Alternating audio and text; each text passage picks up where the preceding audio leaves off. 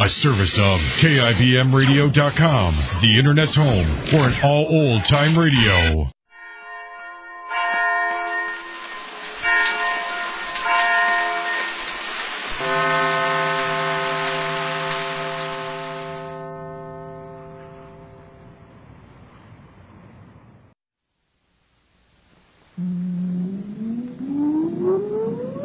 Countdown for blast off. X minus 5, 4, 3, 2, X minus 1, fire.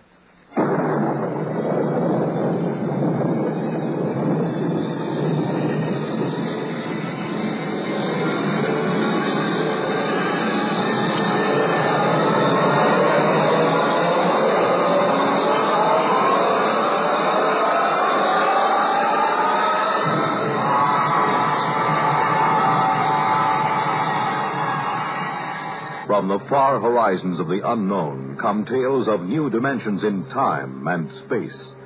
These are stories of the future, adventures in which you'll live in a million, could be years, on 1,000 maybe worlds. The National Broadcasting Company presents X minus 1.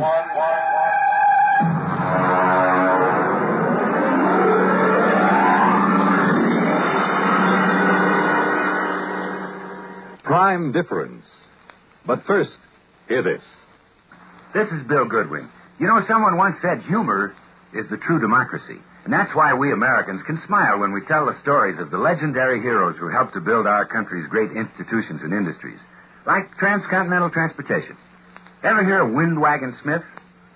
Well, in the early pioneering days, most of the traveling was done by ox team. And if folks covered 15 miles a day, they were doing good. That's about the time Windwagon Smith showed up with his Prairie Clipper. The Clipper was a wagon without any animals to pull it, but with a sail sticking up from the middle of the wagon. When the wind caught the sail, the wagon took off. And that's where Windwagon Smith got his name. He figured he might be able to cover as much as 70 miles a day with the Clipper, and folks began to figure it might be a good thing when Windwagon pointed out how fast the country was growing and how more transportation was needed to haul people and goods. Then he invited the United States Secretaries of War and the Navy to ride on the Clipper's maiden voyage. But disaster struck. The Clipper got out of control, the Secretary of War rolled out, and the Secretary of the Navy landed in a cactus patch. But Windwagon and the Clipper kept going and never stopped. As transportation grew in America, people all over the country claimed to have seen Windwagon Smith. He was in the pilot house of the first steamboat to sail up the Yellowstone. He held the Golden Spike when the first transcontinental railroad was completed. And when the first transcontinental plane roared out of Kansas City, it was Windwagon Smith, the spirit of American transportation, who waved the pilot on his way. Yes, it is a democracy which lets us tell stories of such legendary heroes with a twinkle in our eyes and a chuckle in our throats. And so long as we continue to laugh together as a people, ladies and gentlemen, we will live together as a nation.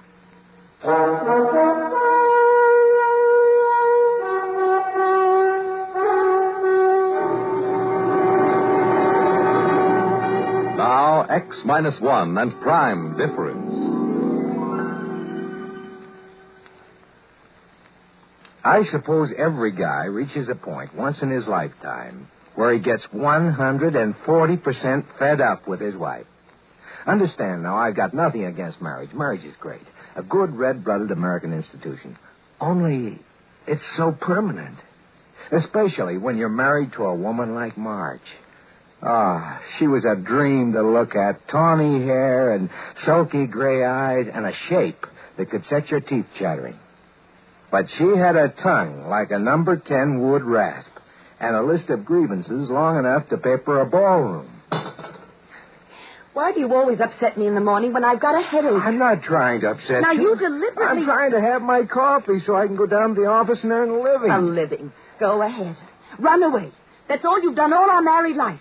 Whenever there's something unpleasant to be faced, you run away. I'd even forgotten what the unpleasant something was. Well, then I'll remind you.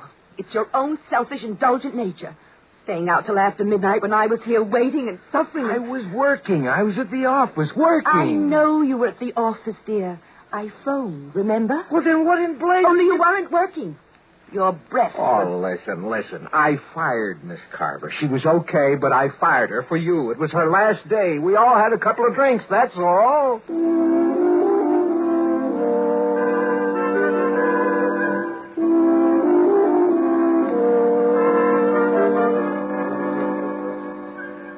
Maybe we just weren't meant for each other. I don't know. If we'd been living back in the blissful 50s, I might have divorced her. But this was 1974. And what with the Family Togetherness Act of 68 and the Aggrieved Spouse Compensation Act of 69, I'd have been an outcast and a pauper for the rest of my life. So you can't really blame me, can you, for looking for another way out, I mean? Oh, come. Oh, hi, Harry boy. Say, George, I just dug your new secretary out in the waiting room. Oh, is she here already? Ooh, boy. I tell you, if I had a secretary like that, the first thing I do is go out and get myself an Ego Prime. A what? An Ego Prime, a duplicate of myself to send home to the wife evenings.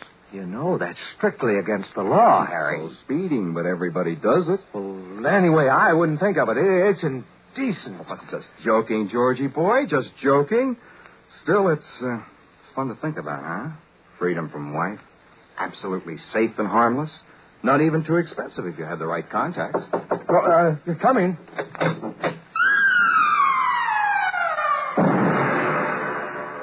Mr. Faircloth? Yes. I'm Jerry Lamont, your new secretary. What did I tell you, Georgie boy? Harry, if you don't mind, I'd like to get right down to work with Miss Lamont. Excuse us. Why not? Don't forget what we were talking about, huh, Georgie? I happen to know a fellow with just the right contacts for that deal. Yeah, sure. So long, Harry. So long. Bye, Miss Lamont. Bye. Well, glad to have you aboard, Miss Lamont. Oh, Miss Lamont is so formal. Mr. Blickendorf called me Jerry when I worked for him. Oh, Hank Blickendorf? Mm-hmm. Oh, you must be the girl You must have accompanied him on his business trip to Rio. Yes. Well, he spoke very highly of you. Oh. I'm sure we'll get along just fine. Well, I feel the same way. I prefer working for a younger man than Mr. Blickendorf, anyway. When I came home to dinner that night, Marge was waiting with a full barrage. She let me get my first bite of dinner halfway to my mouth and then opened up. Well, I hear you got a new secretary today. Yeah. I also hear she's 5'8" and tapes out at 38, 25, 36, and likes men. That's quite a spy system you've got there. She isn't much of a secretary either. She's a perfectly good secretary. Well, that isn't what Molly Blickendorf said. I don't care what Molly Blickendorf said. Now, where are you going? I have to make a business call. I forgot. Well, I suppose it would be too much to expect you to do your work at the office with that Miss...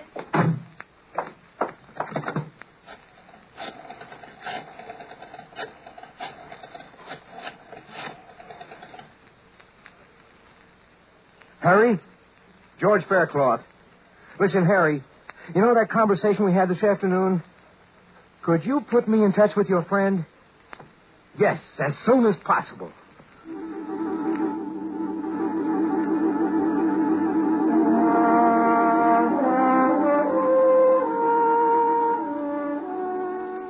The following evening, I found myself at the door of a dingy office in an ancient warehouse up near 14th Street. A little rodent of a man answered.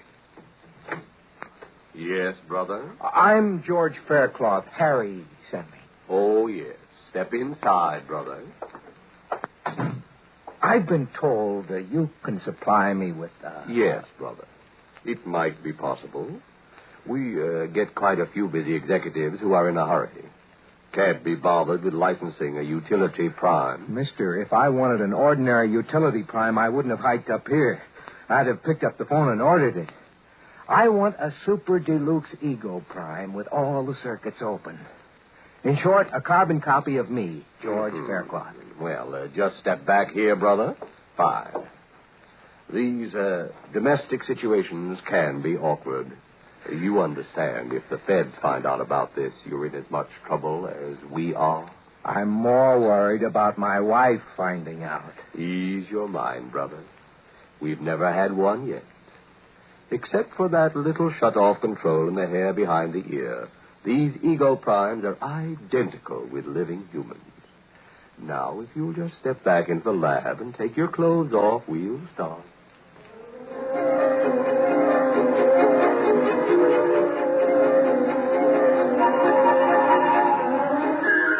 I spent a busy 2 hours under the NP microprobes.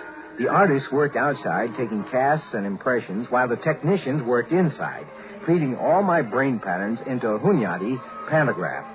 I came out of it pretty woozy, but a shot of happy O fixed that. Then I waited in the recovery room until the salesman walked in, followed by a tall, sandy-haired man with tired blue eyes wearing a business suit, who looked remarkably like me. Mr. Faircloth? Yes? Meet Mr. Faircloth, Prime. So, this is me. Shake, George. Why, he even talks like me. I ought to. I've got a dozen Hunyadi tubes in my cranial vault with your speech patterns on them. I'll be doggone. Nice job, eh? Well, it's fantastic. Now, the shut-off mechanism is behind his right ear. Now, bring him in every 2 months for the regular 2-month refill and pattern accommodation. Let me get a few things straight. How do we change places? George Prime has remote recall. You just signal him with this transmitter, and he'll come to you wherever you are. Oh, good. Suppose I call you GP for George Prime. Okay with me, George. Right. Now, there's the matter of the check. Oh, yes, right here. Yeah, all made out. Good. Well, thank you. And good luck. Okay. Well, let's go, GP. I'd like you to meet the little woman.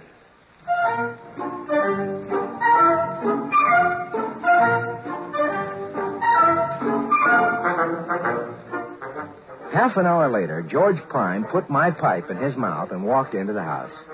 I stayed out in my workshop in the garage and listened. 5 minutes later, they were fighting. It sounded so familiar, I laughed out loud. Then I caught a cab and headed uptown toward Jerry's place.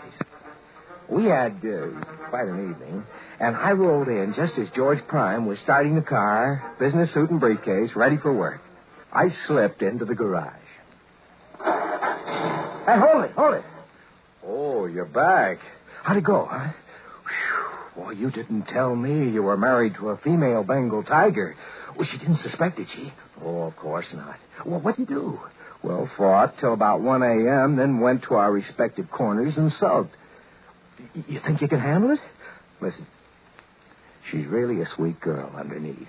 Now, I'll be so attentive and sweet, she'll soften up. You wait and see. Well, don't overdo it. She is my wife, you know. Naturally. Now, you're sure you understand the recall signal? Perfectly. When you buzz the recall, I wait for the first logical opportunity to join you, and then you take over. Right. Now, climb into the trunk here, and I'll shut you off and lock you in. Righto. Well, I'll see you tonight, old man. I'll see you tonight, George.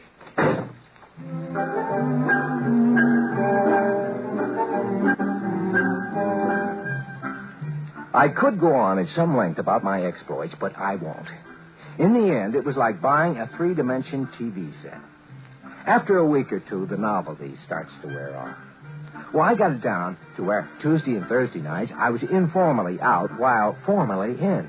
The rest of the time, George Prime was in the box. Well, Marge didn't suspect a thing. In fact, George Prime was having a remarkable effect on her. Oh, that you, George? Yeah? Hello. Oh, you look tired. Have a hard day? Well, now that you mention it, yeah, I did. Yeah. Well, why don't you sit down and relax? I fixed a martini before dinner. That sounds like a splendid idea. Are you all right? I'm fine. Why? Nothing. Well, what are you looking at? Are you?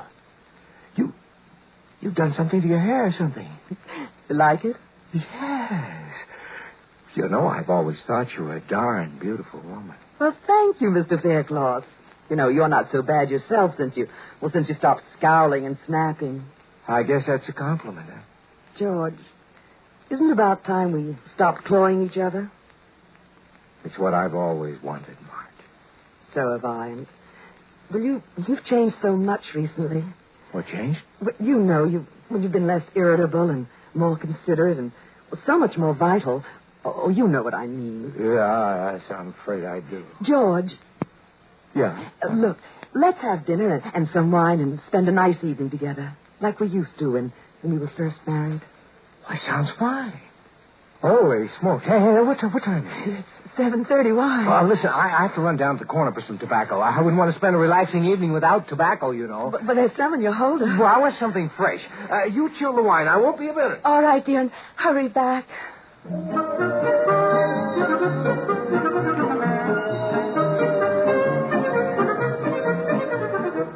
I'd forgotten all about my date with Jerry. Actually, I didn't want to keep it. The idea of spending a quiet evening with Marge was really appealing for a change. But I had to run over and explain to Jerry, so I sent George Prime in to keep Marge company till I got back, which was about midnight. As I walked down the path, I looked in the window. George Prime was there, and he was kissing my wife the way I hadn't kissed her in years, and she wasn't exactly fighting him off either. I almost wore off my thumb on that recall button before he came out to the garage. You there, George? It's me, G.P. Well, it's about time. I'm sorry, old man. Sorry. Look, I saw what was going on in there. Well, you know, old bean, I am a Super Deluxe model. I should say you are. First thing tomorrow, big boy, I'm taking you in to have your circuits rewired. Look, aren't you being a little overly jealous? No, I mean, for a man who wanted to get rid of his wife. I never said that. Well, I could never understand it personally. Listen. She's the one who's going to be suspicious if I don't get back there. Now, you give me that dressing gown and you get back to that box. Tomorrow morning, back to the factory.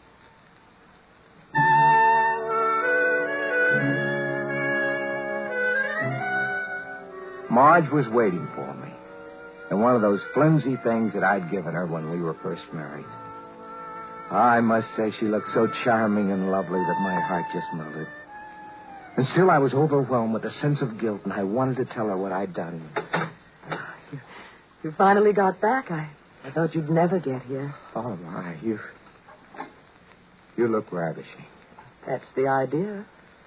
Marge, listen, I've got to tell you something, and before I do, I want you to know that in spite of the cad I've been, I do love you. I always have. I know that. And you don't have to tell me anything. Oh, this is important. And it'll shock you. In fact, you may never speak to me. I know what you're going to tell me. You mean? About George Prime. Great Scott, you knew. Well, of course, George. Now, you don't think I could be fooled by something out of the lab, do you? You've known all along? All along. Oh, Marge. Then tomorrow morning, we'll send that stuffed dummy back to the factory. And then we'll live the way we've always wanted. Oh, yes, dearest. The way we've always wanted. I just don't know where to begin. Then why not begin by just kissing me? I kissed her tenderly, and her lips were softer and more responsive than I've ever known them. Yes, she'd certainly changed. I turned out the lamp. I ran my fingers through her fragrant, tawny hair. My thumb stopped at a little depression behind her ear. And then suddenly, I knew what had happened. It was a turn-off switch, of course. And I, George Faircloth, was now married to Marge Prime.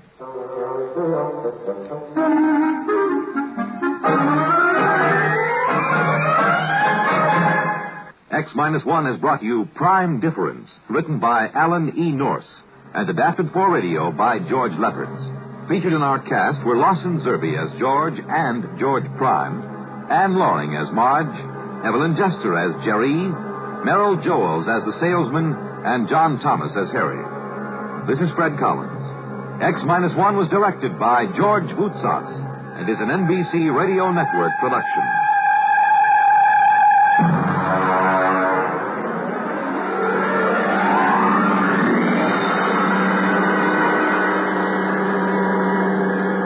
We pause now for station identification.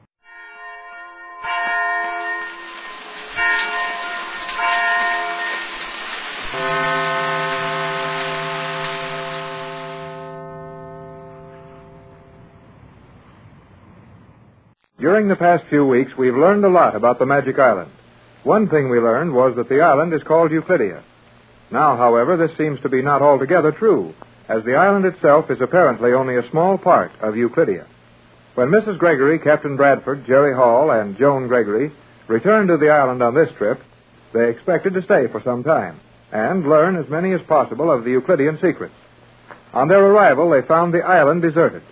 One of the automatic elevators carried them down into the lower regions of a submerged mountain. We find them now in a room of polished steel, 200 feet below the surface of the South Pacific Ocean. Well, here we are again. Yes, Jerry, here we are again. You should not say, here we are again. We have never been here before. You're right enough, Joan. We've never been here before. Well, maybe not in this room, but this is sure the third time we've come to this island. And our prospects are a little more grim and hopeless each time we come. Yeah, maybe we've come once too often. That is bad grammar, but sound reasoning. I'm inclined to agree with Jerry for once. If I'd had any idea we would run into a setup like this, I doubt if we would have left Los Angeles. But, Tex, Joan had mentioned something of a larger colony she thought existed. That is true, Captain Bradford. I did mention that, though I was very indefinite about it. I'm not blaming you, Joan, but one of us certainly should have thought that the Euclideans would have a larger place in that island for the operations they were carrying on.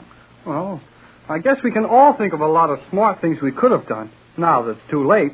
But we're here, and I think the best thing to do now is to figure how to get out of here. You're right, Jerry. We knew we were taking chances when we came here. Well, Joan, while you've never been in this undersea city of theirs before, you probably know more about it than the rest of us. What would you suggest? That is very difficult to answer, Captain Bradford. I heard the Euclidean scientists mention the city below and Euclidia proper, and I felt somehow that there was much of Euclidia that I had not seen. But I have no definite knowledge with which to help you. Well, why not quit talking about all the things that might help us if we only knew them, and talk about the things we know how to do? Well, what would you suggest, Jerry? Well, let's get out of this room and start looking around. Do you know how to get out of this room? Well, sure. Walk out. Where is the door? Why? Huh? Oh, gee. There isn't a door in this room. That's the first trouble. There are probably a number of exits as G47 and Thales entered and left without any trouble. But to me, those steel panels all look exactly alike. I think we would find it useless to attempt to leave until provisions are made for that. Oh, I'm getting tired of all that stuff. You can't even open a door until you get permission. Take it easy, Jerry. Won't help anything to get all worked up over this. After all, we did get ourselves into it. Yeah, and didn't old G47 say we're to have our freedom here and not be locked up? Precisely, Jerry. But it is possible our quarters are not prepared at the moment. Yes, Joan, that may be it. At least I hope it is. Well, why couldn't we go out and walk around this underground town or whatever it is? I don't see why we have to stay in here until they decide where we're going to sleep. Maybe you, two took G47's invitation to look around too literally, Jerry.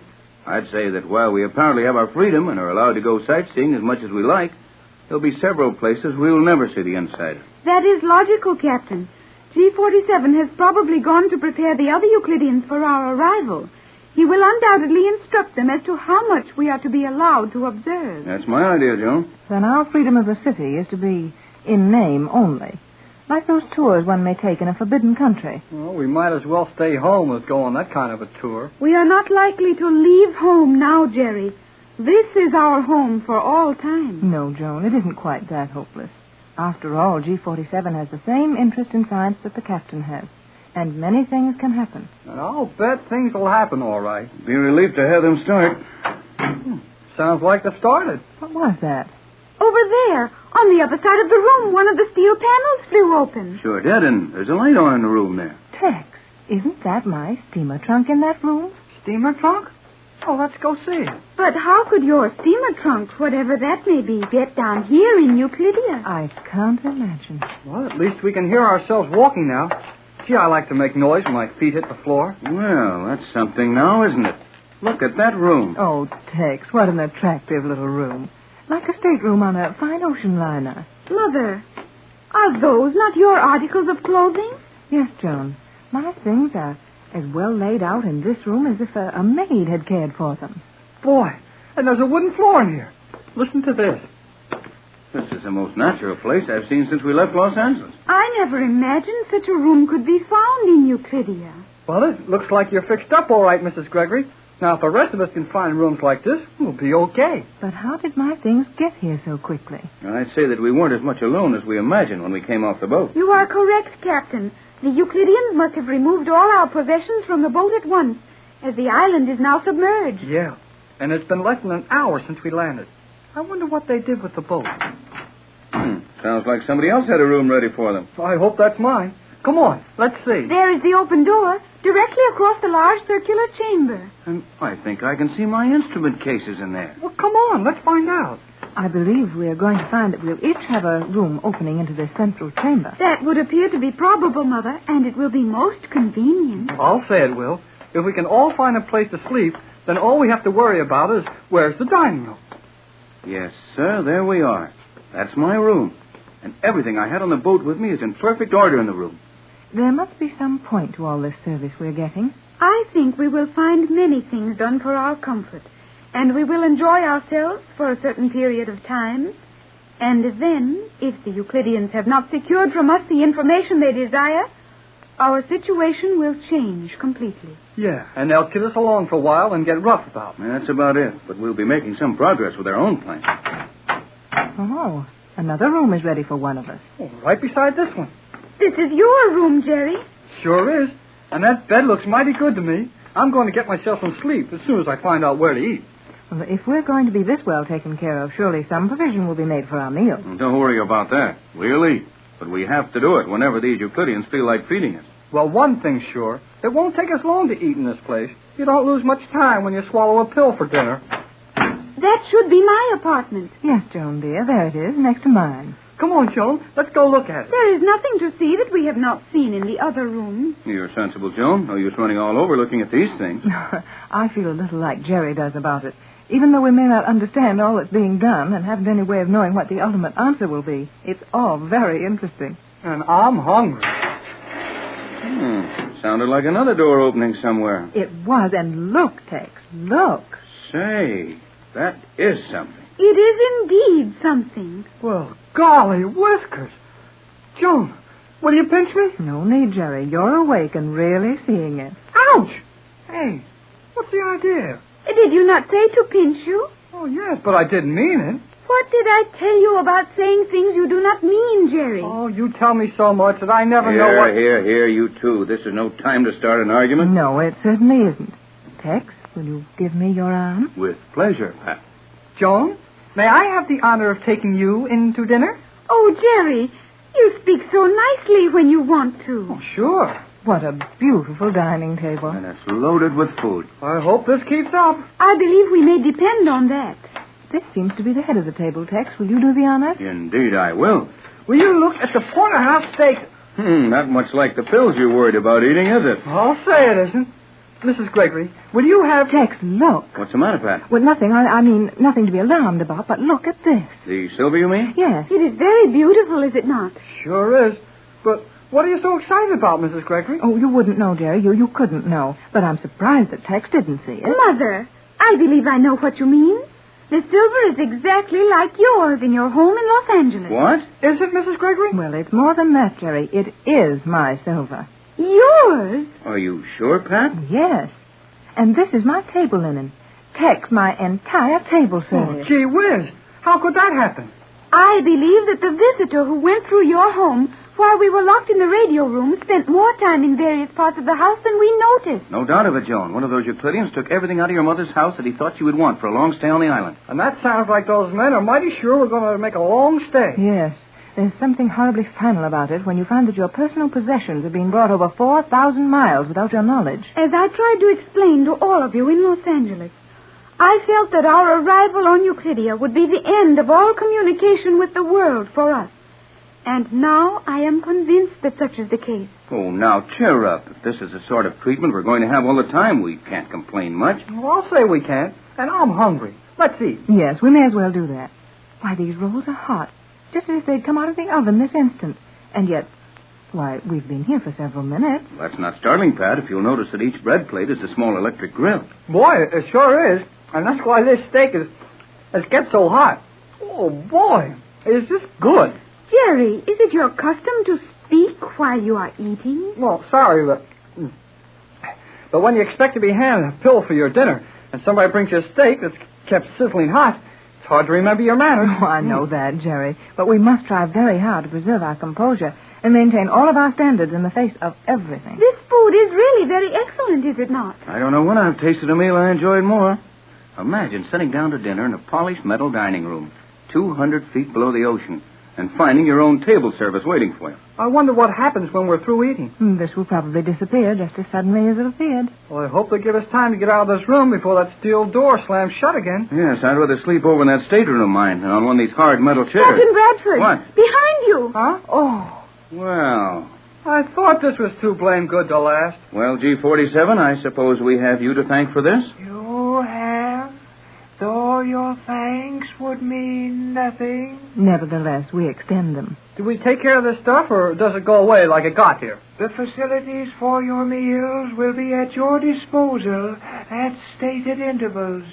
You will have 1,800 seconds in which to complete each meal and leave this room. We eat on time and when and what you tell us to eat, huh? Precisely. When may we begin our tour of Euclidia? Tomorrow morning, you will find the main passageway open. You may proceed through the city as you will, and I might suggest that you take every advantage of the comfort and security offered you. Adapt yourselves to this method of living, as you will remain here for the rest of your lives.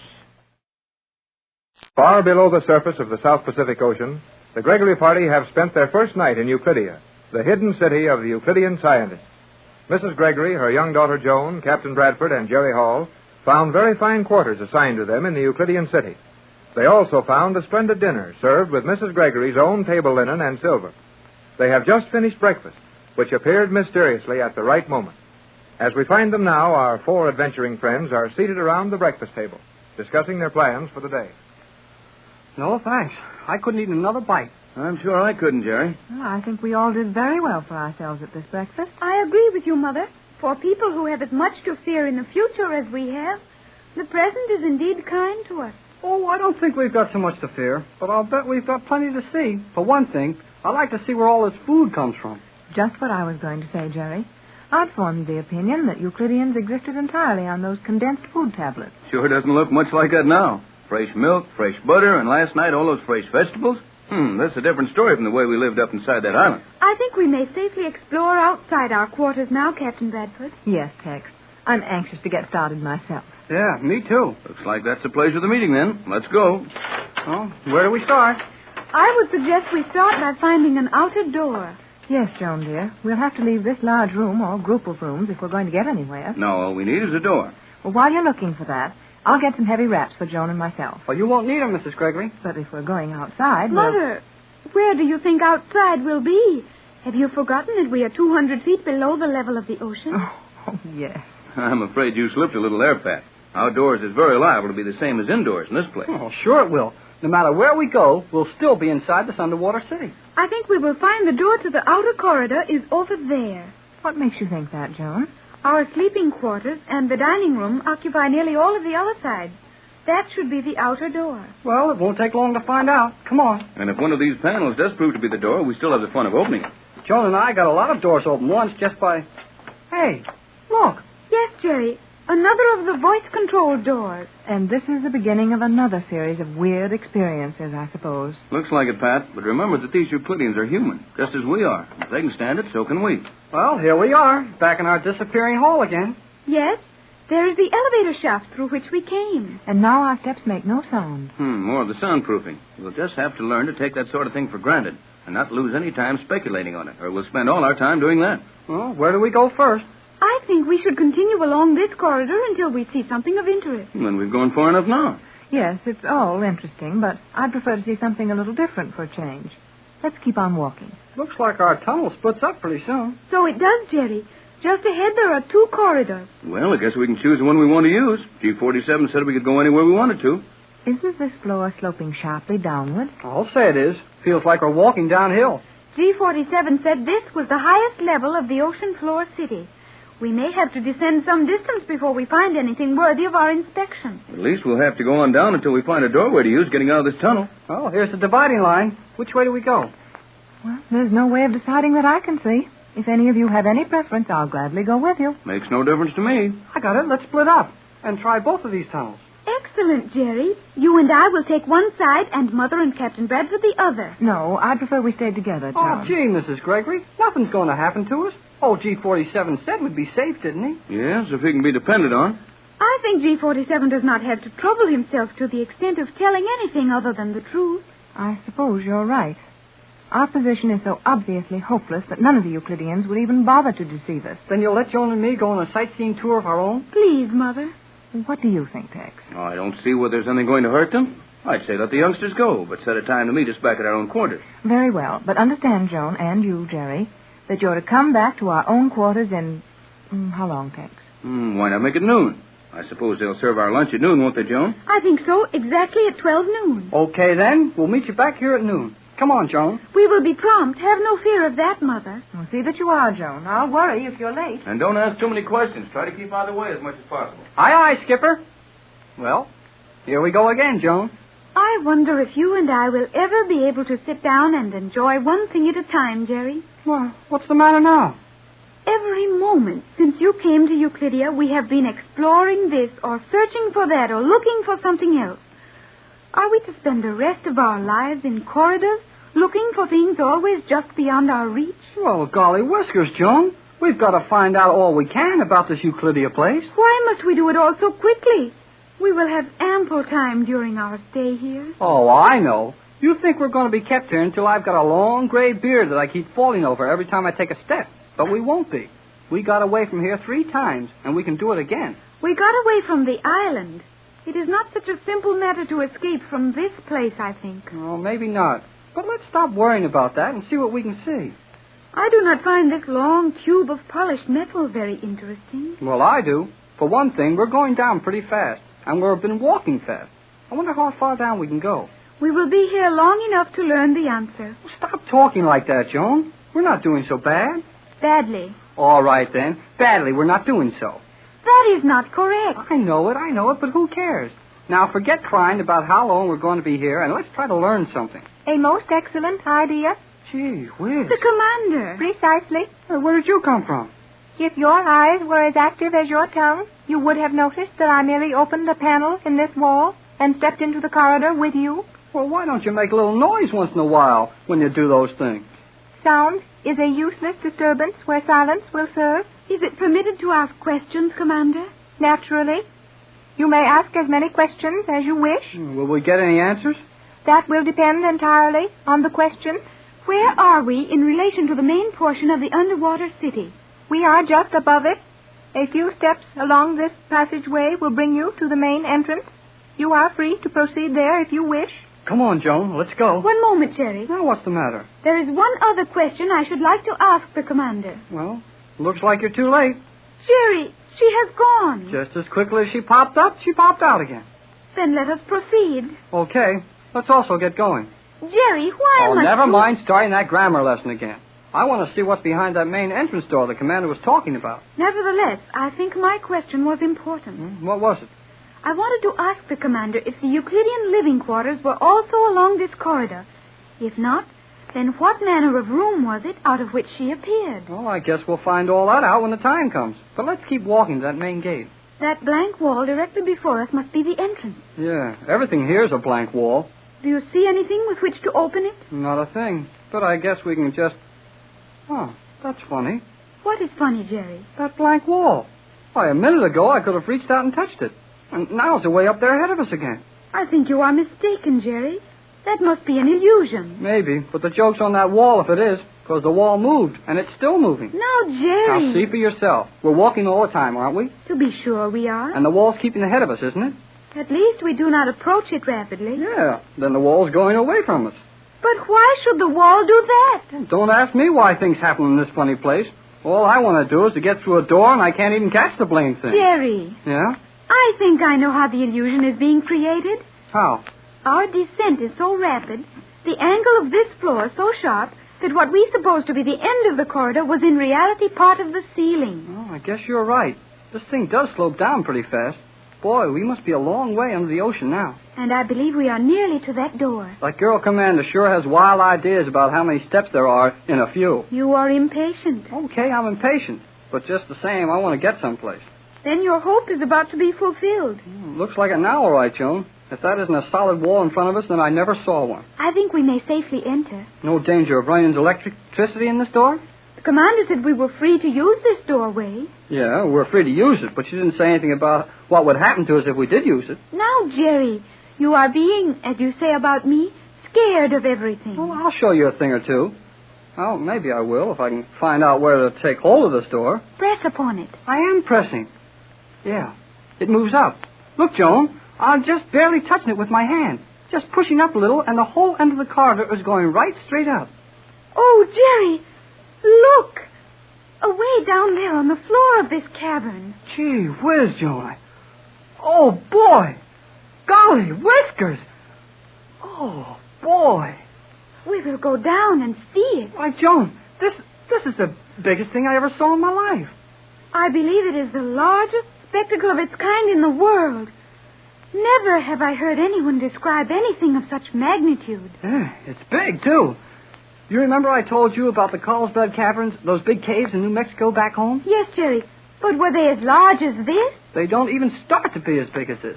Why, Joan, that place down there, that room, I guess you'd call it, must be a mile across. Easily that, Jerry. And it is half that in height.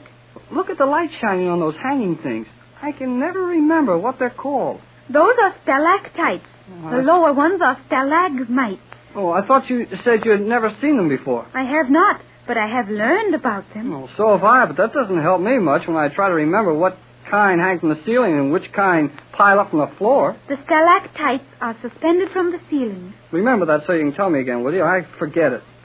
Boy, what a room this is. Yes, Jerry. It is impressive. And I believe I see the entrances to similar rooms on all sides. Sure looks like it, Joan. This thing we're standing on is a balcony, a steel balcony built around the center of the cave. And we're pretty near halfway up the side. And... Hey, Joan. Joan! What is it, Jerry? You are hurting my arm. Oh, sorry, but I got excited. Look down on the floor of this cave, right under us. Yes.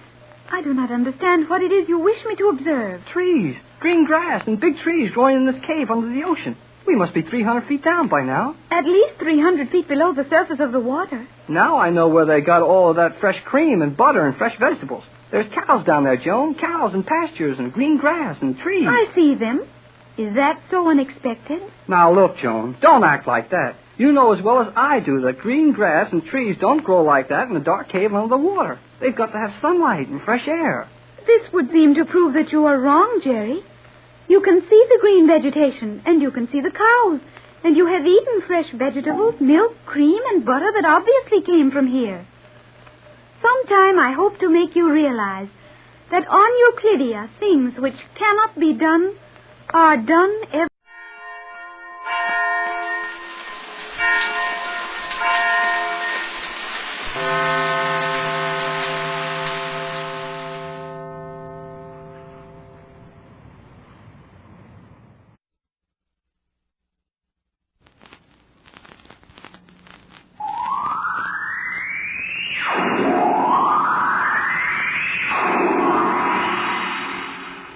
Now step into the incredible, amazing future as we go exploring tomorrow.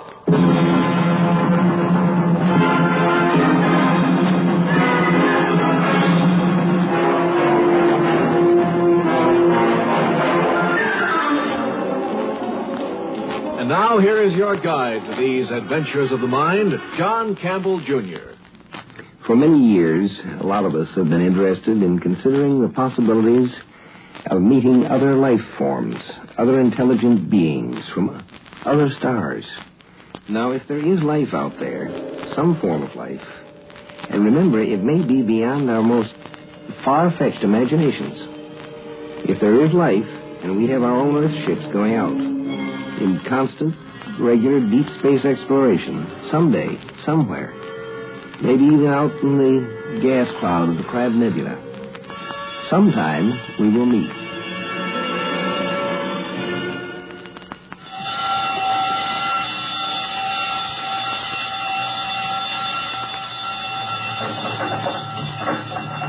Step it up. Step it up, the scanner. Maximum. Maximum magnification. Maximum mag. More. Sorry, sir. Max is max. You see? Can you see? Now, visibly. Quarter it, sir. Step up the scanner. Step it up. Don't you understand? I've got to see.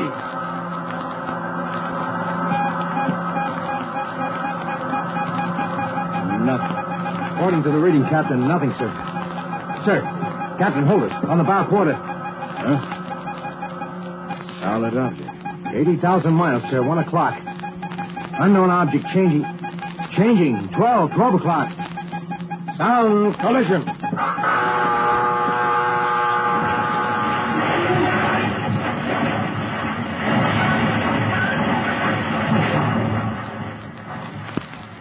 Make ready, Mr. Dort. Now hear this. The captain will now address the ship. First, you've heard the collision alarm. You will all now take action stations. Man all weapons. Condition of extreme alert. Red. I repeat, red in all departments. Instrumentation tells us there is an unknown solid object less than 80,000 miles dead as we go. There is a locator beam on us. I repeat, there is an unknown locator on us, giving us unexpected feedback echo. Men, we are not a warship. May the Almighty be with us. That is all. Mister? Nothing, sir. Now I see nothing on the busy place. But radio locator. Here, look at it, sir. Up and down. Something monstrous. Monster in size, sir. Making lunatic dashes toward us. At collision speed. Then skipping away at the same fantastic speed. We are not a warship. Here it comes. There it goes away again. All on radio locate. On busy plate by eye, nothing. Can't detect a thing. How many solar systems in our galaxy? How many? How many planets fit for life? And how many kinds of life could there be? If this ship isn't from Earth, and it isn't, it has a crew that isn't human. And things that aren't human but are up to the level of deep space travel in their civilization could mean anything. Yes, sir. Something like this has been talked about and speculated about for years. Mathematically, it's been an odds-on bet that somewhere in our galaxy there'd be another race with a civilization equal to or further advanced than ours. Nobody could ever guess where or when we'd meet them. It looks like we've done it now. Well, do you suppose they'll be friendly, Captain? Thank the Almighty for the blasters. Here they come in for us fast again, sir. Oh, pulling away again. Yes, I can read the beam. If you'll pardon, sir, the blasters are for meteorites, sir. They were never, were they, designed as space weapons? They can serve as pretty good ones. Because we don't know what they're like, you fool! And we can't take a chance. We can't trust them the fraction of an inch. Sure, I know. Let's try and find out all we can about them. Let's meet. Let's try to be friends with that ship out there. Well, we don't. And you realize why? Because they have locators. Because they might trace us all the way back home without our knowing it. And we can't risk a non-human race knowing where Earth is unless we're sure of them. And how can we be sure? Do you know, Mr. Dort? Do you know, Mr. Dort, with your sentimental Pollyanna slush pile that calls itself your brain, your mind? Unidentified object retreating against our locator, sir. Back and forth. Back and forth, the game goes on. They're afraid. We're afraid. Oh, sure. They could come to trade, of course. Import, export. That wouldn't hurt. Or maybe these creatures will be aesthetic marvels, nice and friendly and polite, and underneath the Tojo type. Or am I going to risk the possible future of the human race on a guess that it's safe to trust them? The one thing I won't risk is having them know how to find Earth. Either I know they can't follow me or I don't go home. And they probably feel the same way. Ready to ship for supplemental command. There, sir. By sight, on the busy plate. I see it. For the first time by eye. It's a small... No, sir. It's bigger and bigger. Bulb. Bulbous shape, like a pear. Headed for us at extremely high acceleration, sir. Hard about. Hard about, sir. Put us about. Put us about. He's crossing the T. George, patch me a relay. Put a relay key to the blasters. Direct to the blasters under my hand. This is the captain. Ready, blasters. Collision course with unidentified space object. Maximum power. Ready, blasters, section 1. This is it, men.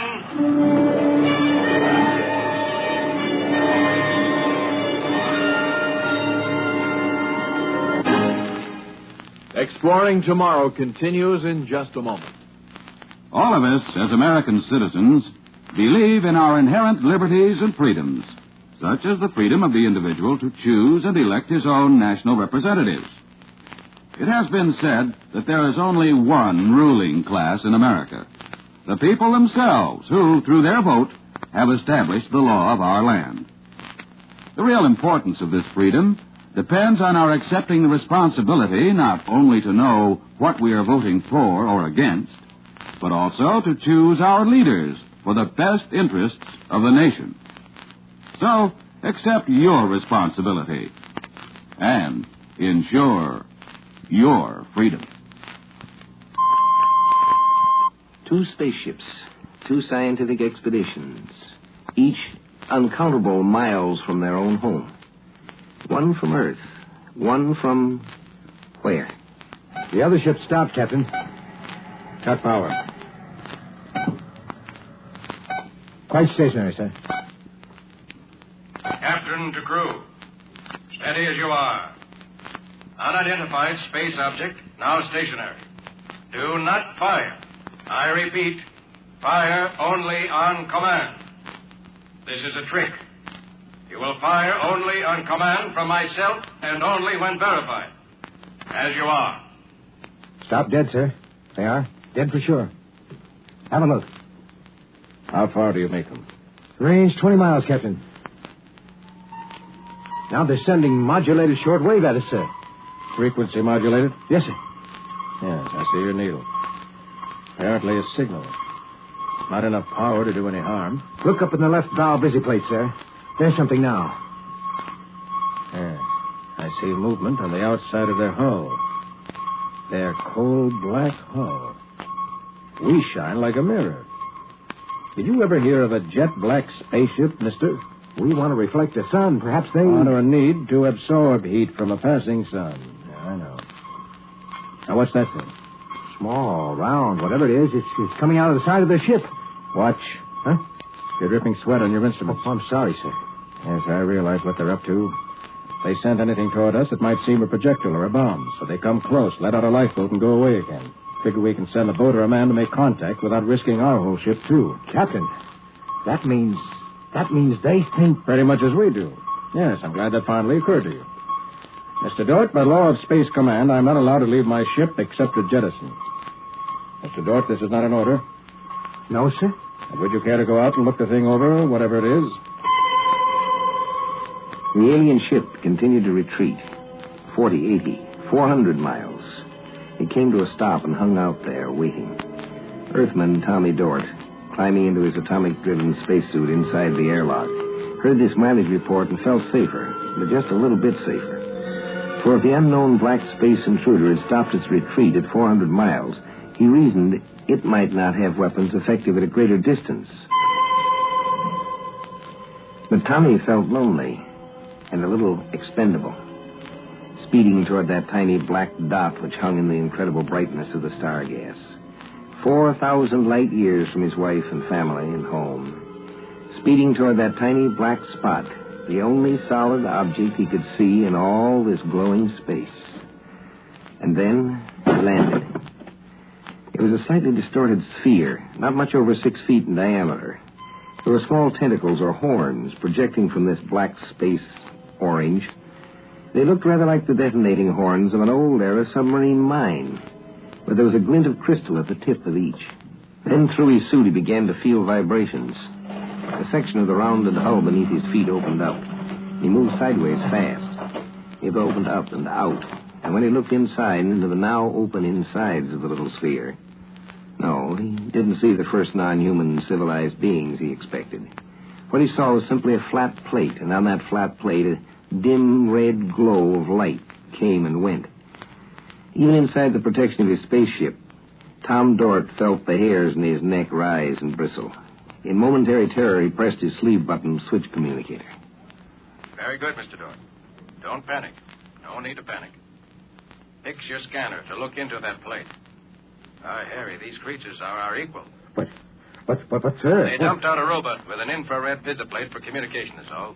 Not risking interpersonnel. Good SOP for them. Whatever we might do would only damage machinery.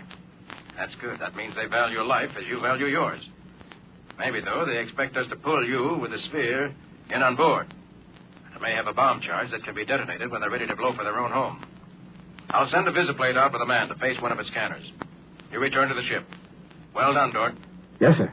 But which way is the ship? Head straight away from the Double Star. We'll pick you up, Dort.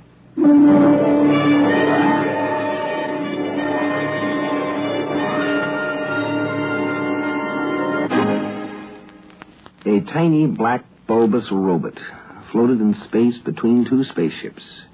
Ours and theirs. Represented a culture. Theirs. Which was at least up to ours. Now our two races could be friends. We could also be deadly enemies. We were a monstrous menace to them, and they to us. And the only safe thing to do with a menace is, of course, to destroy it. This truce. Weeks and weeks. It's starting to get the crew. Mr. Dort. I'm busy. Still calculating, Captain. Now, let's see. Where was I in thinking? How do we establish friendship without risk of treachery? Friendship is based upon confidence. Or is it? Can confidence be established on a foundation of necessarily complete distrust? If you can be patient a bit longer, sir, I think I've figured out a way we can talk their language. I mean, communicate. Since they seem to be stone deaf. You can? I think, sir.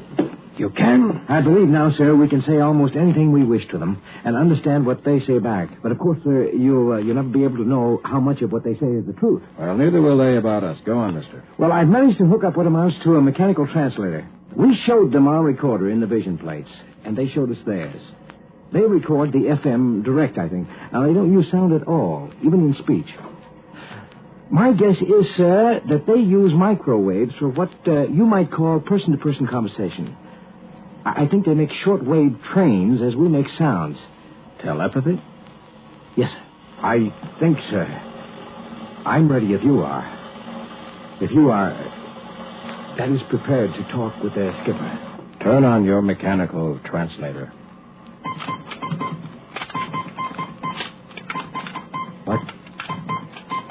What shall I say to them, Dort?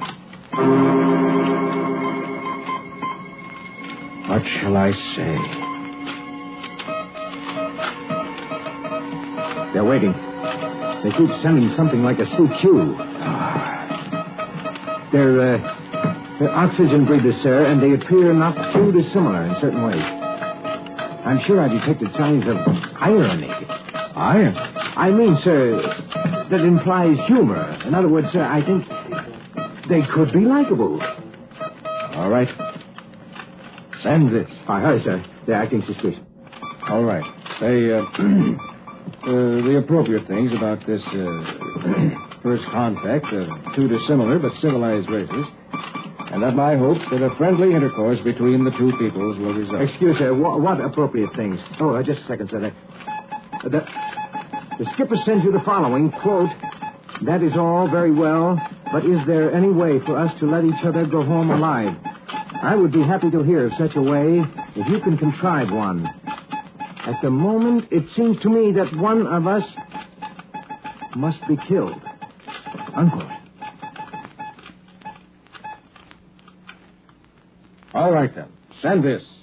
Look here out there, whoever you are. It looks like we have to fight, and one batch of us gets killed. All right, we're ready if we have to. But if you win, we've got it fixed so you'll never find out where Earth is.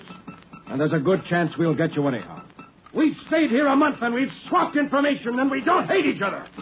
There's no reason for us to fight, except to protect our races. Well, it says, sir, yes, all you say is true, but that his race has to be protected just as you feel that yours must be. He says, quote, perhaps this will help us to think clearly. Suppose we make it so we can't find each other's home planet, but leave a way to communicate in the future. So work out grounds for a common trust. If our governments want to be fools, let them. But we should give them the chance to make friends instead of starting a space war out of mutual panic, unquote. All right, I have it. Send this. Okay, sir. Whoever you are, let's swap spaceships. Send it, send it. He answers. Interesting. What is rest of your swapping proposal? Send this. Swap ships and crews. I remove all star charts and anything else evidential. He removes all his navigational records. We train each other's key crewmen, and I go for home with my crew and his ship. He goes for home with his crew and his ship. That's my proposal. Tell him that's final. If he refuses, I'll blast. Hold on, please, sir. He says, accepted. He says, accepted. With one proviso that we arrange to meet here at this star pit in exactly one astronome of the double star. Agreed. To us, that'll be a year. Send it. Now hear this. On signal, prepare to abandon ship. We sail for home as soon as we have learned to man controls of unidentified space object. And good Godspeed to us all. We will all see Earth again as soon as we are trained, and we train them.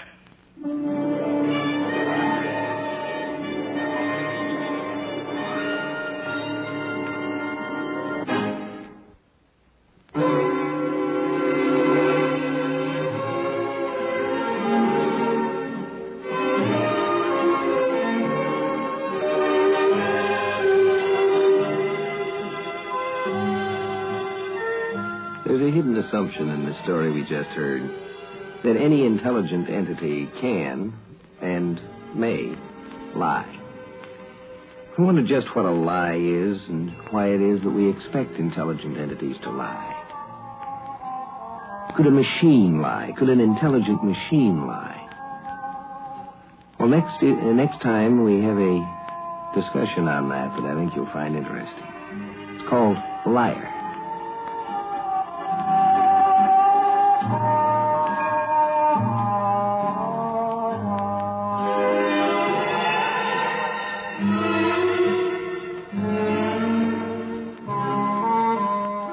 Join us for a fascinating adventure in Exploring Tomorrow. Heard in our cast tonight were Lon Clark and Lawson Zerbe. Script was by Murray Leinster, adapted by Peter Irving. Produced and directed by Sanford Marshall here in New York. Bill Maher speaking.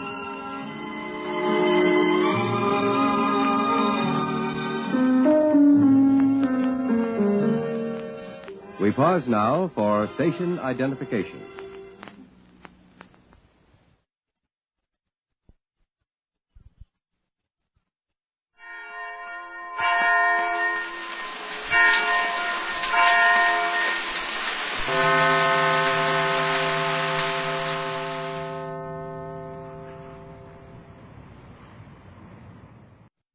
Presenting the transcription feature, Superman. Look, up in the sky. It's a bird. It's a plane. It's Superman. Yes, it's Superman, strange visitor from the planet Krypton, who came to Earth with powers and abilities far beyond those of mortal men. Superman, who can leap tall buildings at a single bound, race a speeding bullet to its target, bend steel in his bare hands, and who, disguised as Clark Kent, mild-mannered reporter for a great metropolitan newspaper, fights a never-ending battle for truth and justice. And now to our story. As you remember, young Jimmy Olsen, believing he was going to Clark Kent's assistance, stumbled on a log seaplane moored in a cove near the hideout shack from which Dr. Deutsch, the espionage agent, is working. A stray, homeless dog Jimmy had picked up on the road, frightened by a clap of thunder, leaped into the cabin of the plane. Jimmy went after him, tripped against the controls, and suddenly found himself roaring up into the storm-swept night, a lone passenger on a mysterious, unpiloted plane. Meanwhile, back in the shack, Clark Kent, in order to gain more information about the espionage ring, is allowing himself to be Dr. Deutsch's prisoner. Deutsch's assistant, Hans, has just completed a call over the elaborate shortwave radio set in the shack. A jagged streak of lightning splits the darkness and thunder crashes overhead. Before the rain comes, we'd better go down and see that the plane is properly moored. There will be a high wind tonight. Ja, Herr Doktor. I go. Where is this plane you've been talking about, Deutsch? Moored in the cove. It is a very special seaplane. You asked before about the control board with all the dials. That is for the plane. Oh, radio control. Exactly. More perfect even than human hand. But you will see how it works. You will be flying in it shortly. You're being very kind to me, Deutsch. Not so kind, Herr Kent. It will be the last flight you ever take. I don't think so, Deutsch. I have an idea I'll be flying for a long time, and not in a plane. I see what you mean. Wings, eh? I must say, Kent, you are a man of courage. Facing certain death, you can make jokes. What do you intend doing with me? I'm going to send you to Volcano Island, where you will be well taken care of until I have no further use for you. Oh? And where is Volcano Island? Not too far from here. Is that the headquarters of your ring? I suppose you might call it that. On the island, Kent, the master plan is being worked out carefully. From there will come the final stroke that will bring the world to its knees. Oh, it sounds very ambitious. What is the master plan? Now you are becoming too inquisitive. Let it suffice to say that it's a plan of domination that cannot possibly fail. When it's put into effect, my people will rule the universe. It's beginning to rain. You will not have a very pleasant trip, Herr Kent. Doctor, the plane. What is it? The plane is gone. Oh, impossible. It is gone, Herr Doctor. The mooring lines are broken. Are you mad? I did not believe it myself. Tune into radio control. What's there? Ja. How did we set the plane before we left it? Southeast by south. Turn the compass dial. Southeast by south. Ja. Stay where you are, Herr Kent. Remember, I still hold this revolver. I have it, Herr Doctor. The plane is in the air at 5,000 feet. Bring her back. I have forgotten. The storm is steering. Bring it again, you. What's the trouble, Hans? It is hard to control in the storm. Give it more power. Ja. Das does it.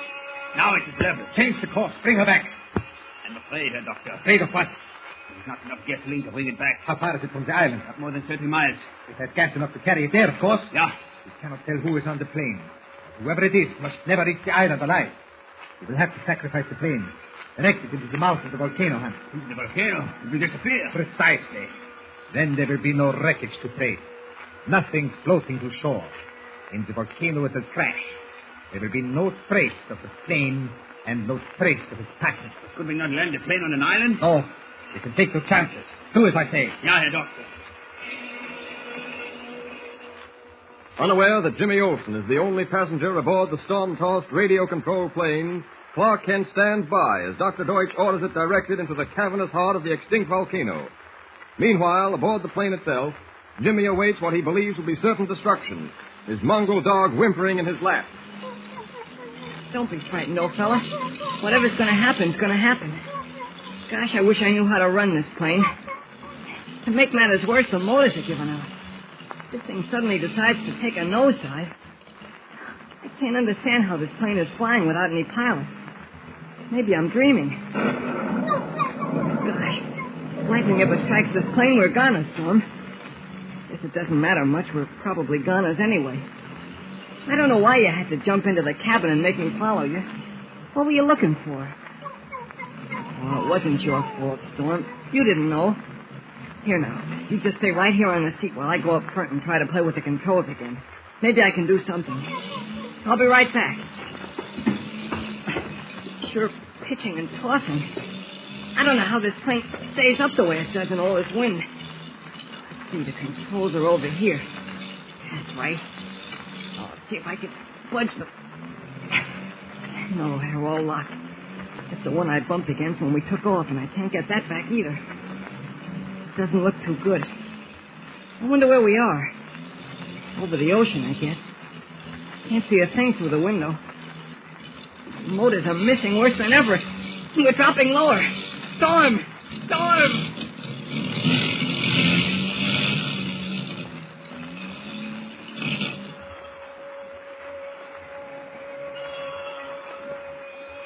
Well, Hans, how is it coming? Good, Herr Doctor.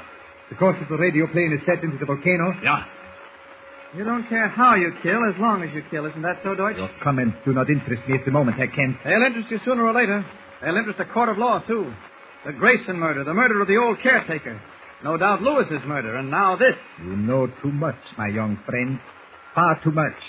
And because of that knowledge, you will give up your life. On Volcano Island? On Volcano Island. I can think of no pleasanter place to die. You will change your mind, I can promise you. You still have control, Hans. Yeah, good control. The plane nears the island in a few minutes. I cannot understand who could have taken it. Herr Doctor, there was something I forgot. What is it?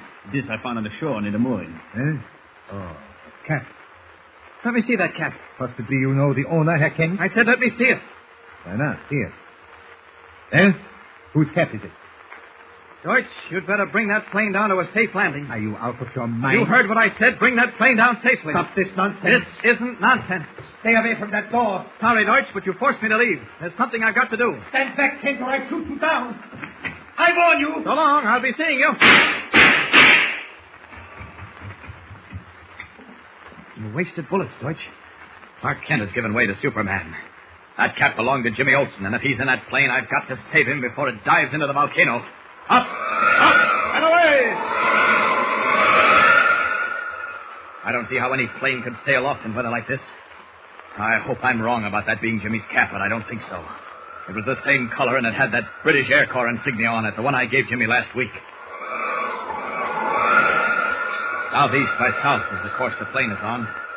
Should be overtaking at any moment now. Oh, I wish it wasn't so dark. Even my eyes can't pierce this curtain of rain for any distance. If I can only spot the island and all this ocean, I could get there before the plane. What's that dark patch below? That's the island. And there's the plane, diving straight for that dead volcano. Down, down. I can't get in front of it. There isn't time. I'll have to grab the tail and pull it into the sea. Faster, faster. Now, got it. Into the ocean with it. Oh, I'll have to smash the side in to get Jimmy out. No, he's unconscious. Best thing to do, I guess, is get him ashore. You'll be all right, Jim. As good as new. Up and away! Storm seems to have died. Well, that's a help. Jimmy's coming, too. Gonna be awfully surprised to see Clark Kent, but I think I can explain it. Jim. Oh, where am I? You're okay, Jim. Mr. Kent. How? What happened? Just take it easy for a minute. You had a tough time with it. The plane started to fall. Yes, I know. How did you get here, Mr. Kent? Why, I was tied up in the rear compartment of the plane. When it crashed into the sea, I got loose. I pulled you out and swam to this island. Where's Storm? Who? Storm, my dog. Your dog? Yes, sir. I picked him up on the road. He was in the plane with me. What happened to him? I didn't see any dog, Jimmy. Oh, gosh, he must have drowned. Gee, Mr. Kent. He was such a swell dog. I don't know what I'm going to... Storm, you're all right. Mr. Kent, he swam to shore. Oh, good old Storm. You found me, didn't you? Attaboy. Isn't he swell, Mr. Kent? He's awful funny looking. Yeah, that's why I like him. Lie down, Storm. Atta fella. He minds me perfectly. Say, where are we, Mr. Kent? On an island. I think it's called Volcano Island. But tell me, how did you happen to get into that plane? Oh, you won't bawl me out, will you? Bawl you out? Why should I? Because I did something I maybe shouldn't have. What? Well, we got a message at the office. Wait a minute, Jimmy. I hear a plane. So do I. Coming nearer. There it is. Over to the left. Circling and coming down. Do you think it'll land? I don't see where it can land. Look, Jimmy. It's heading straight for that cliff. It's going to crash. I can't look. Jimmy, the cliff's opening up like a huge door. Listen to it rumble. Well, Jimmy, did you see that? No, I wasn't looking. I had my eyes covered. Where's the plane? Well, you won't believe this because I can hardly believe it myself. The cliff opened up and the plane flew inside. See? It's closing now. Mystery piled on mystery. What is the secret of Volcano Island, and who on it is working on the master plan that Dr. Deutsch mentioned? Both Kent and Jimmy are in for some dangerously exciting moments. How dangerous, neither of them realizes. Listen again for more thrills. Don't forget, tune in again for the next thrilling episode with Superman. Look, up in the sky. It's a bird. It's a plane. It's Superman. Superman is a copyrighted feature appearing in Action Comics magazine. Presenting the transcription feature, Superman. Look, up in the sky. It's a bird. It's a plane. It's Superman. Yes, it's Superman, strange visitor from the planet Krypton, who came to Earth with powers and abilities far beyond those of mortal men. Superman, who can leap tall buildings at a single bound, race a speeding bullet to its target, bend steel in his bare hands, and who, disguised as Clark Kent, mild-mannered reporter for a great metropolitan newspaper, fights a never-ending battle for truth and justice. And now to our story.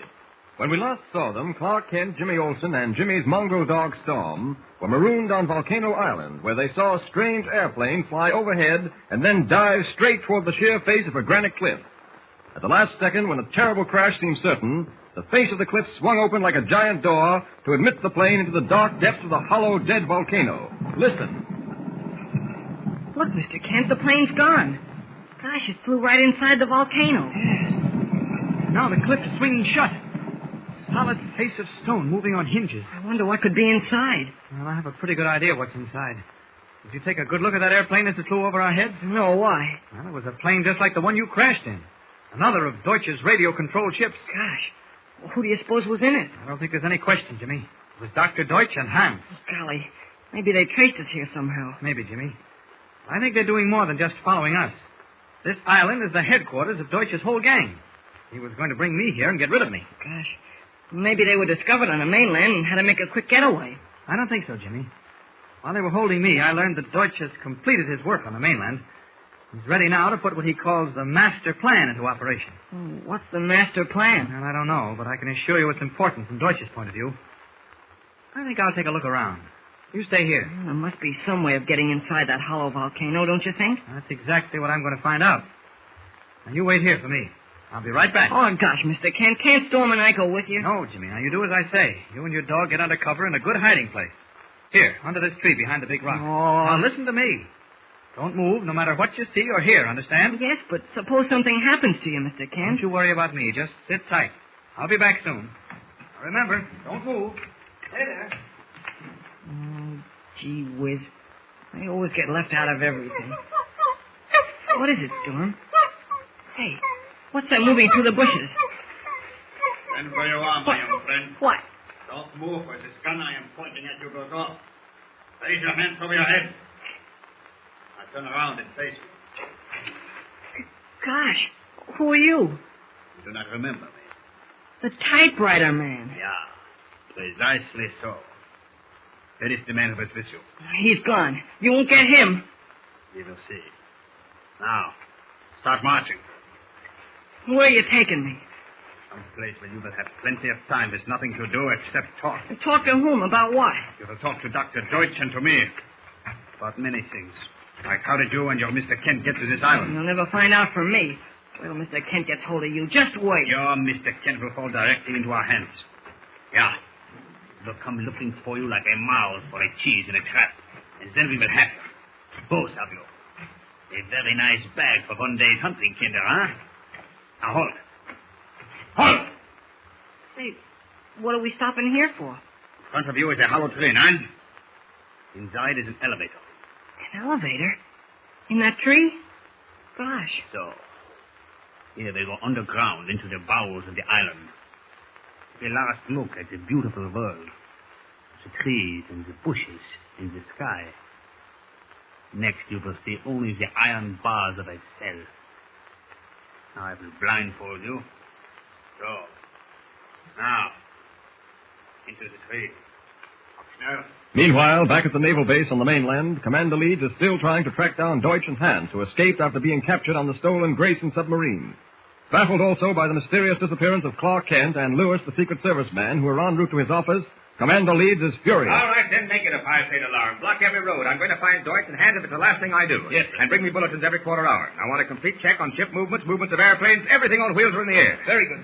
First, Deutsch and his henchmen escaped right from under our noses because of a traitor here at the naval base. And now we can't even find Kent and Lewis, the two investigators we put on the case. I'll be the laughing stock of the department. Come in, come in. Lewis!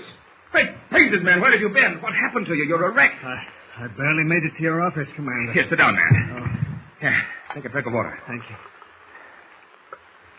I just managed to get away from them by the skin of my teeth. I had to hitchhike rides to get here. Didn't even have money to telephone. Just got away from whom? What happened? Where's Kent? Where's Kent? Yes. Isn't he here? What are you talking about, man? We're scouring the country for both of you. Didn't you pick up Kent at the Daily Planet office? Yes, but we stumbled on Deutsch. Deutsch? Yes, we were tipped off by the caretaker of Deutsch's old hangout. Yes? We investigated an old shack on a deserted beach where we found him. Deutsch and his henchmen caught us and had us locked up in the shack. Yeah? Somehow, Kent got away. I naturally figured he was on his way to contact you. So did Deutsch, so he burned down the shack. Well, how did you get away, and what happened to Deutsch? Well, you see, I was... Beg pardon, sir. What is it, orderly? The Coast Guard just telephoned, sir, to say that the Sheridan Lightship reported sighting a plane heading out to sea at dawn. A passenger plane. No markings, no number. What was its course? South by east, sir. All right, thank you. Now, what were you saying, Lois? Well, Commander, I don't like to say this, but... Say what? I know how much faith you put in Clark Kent. Yes? What about it? Well, I want you to trust me just as you trust him. Exactly what's on your mind, Louis? Just this, Commander. I have a hunch. I think I know where Deutsch can be located and where Kent is, too. Now, I want you to let me go off on my own hook, just disappear, and work something out my own way. Of course, Louis. But tell me, what's your idea? I'm sorry, I can't even tell you that. It's difficult to explain. I can't, that's all. You must trust me. Very well, Louis. I'll trust you. Thank you, Commander. Now, I'm going to disappear for about 3 days, during which you will call off the hunt for me and make no attempt to contact me. Just as you say, Louis. I hope this idea of yours is fruitful. I've got to have some action soon. Don't worry, Commander. You'll get action, and plenty of it. Oh, excuse me. Commander Lee speaking. That's right, five-state alarm. Have them picked up on sight. Oh, and by the way, cancel the alarm for Louis. Yes, he's been located. Back on Volcano Island, Clark Kent, as Superman, unaware of Jimmy's capture, has found an entrance to Deutsch's underground headquarters and is moving quietly through a narrow tunnel. It's dark in here. I've been following passages downhill for a long time. It must end someplace. Wait. There's a glimmer of light up ahead. Getting brighter. Why, this looks like a kind of jail up ahead. Well, It's a cell block. So, Deutsch has his own prison, too, eh? I'll just take a look. See who's locked up in here. All empty, eh? Wait. What? Sounds like someone crying. I'll creep up quietly for a look. What? It's Jimmy. I wonder how he got here.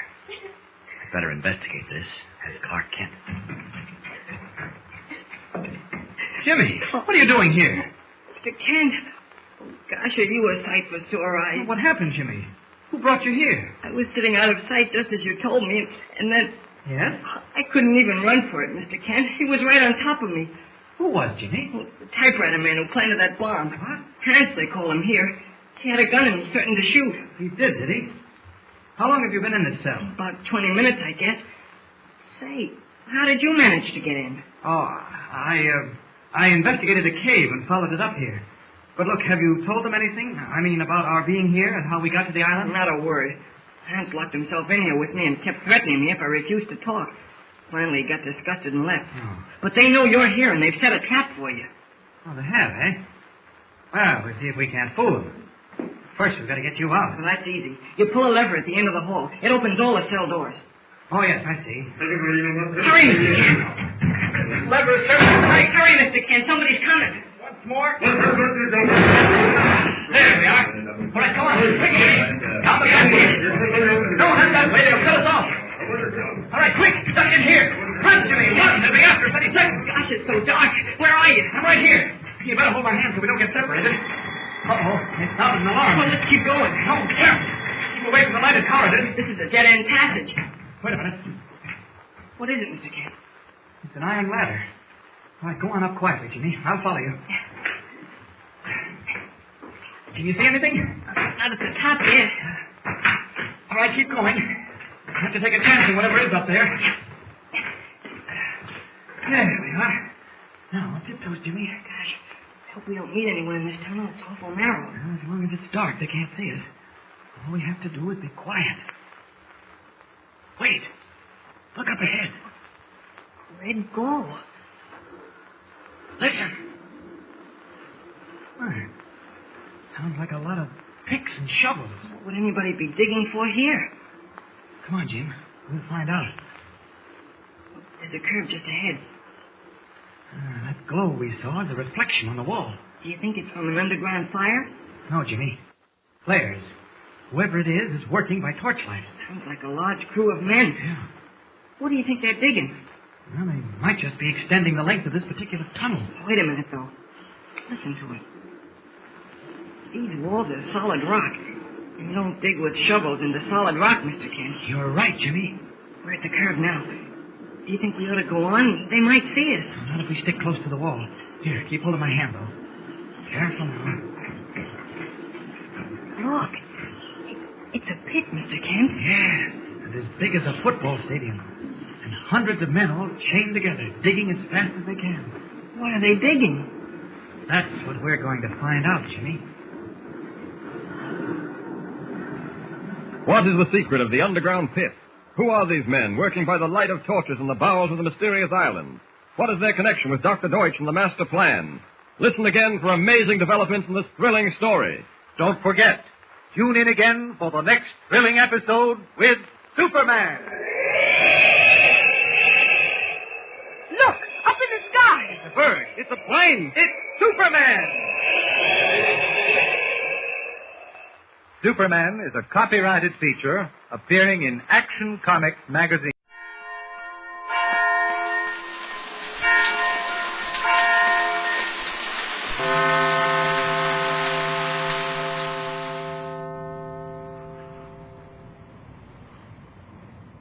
Blast off, minus 5, 4, 3, 2, 1, 0! As roaring rockets blast off to distant planets and far-flung stars, we take you to the age of the conquest of space with Tom Corbett, Space Cadet.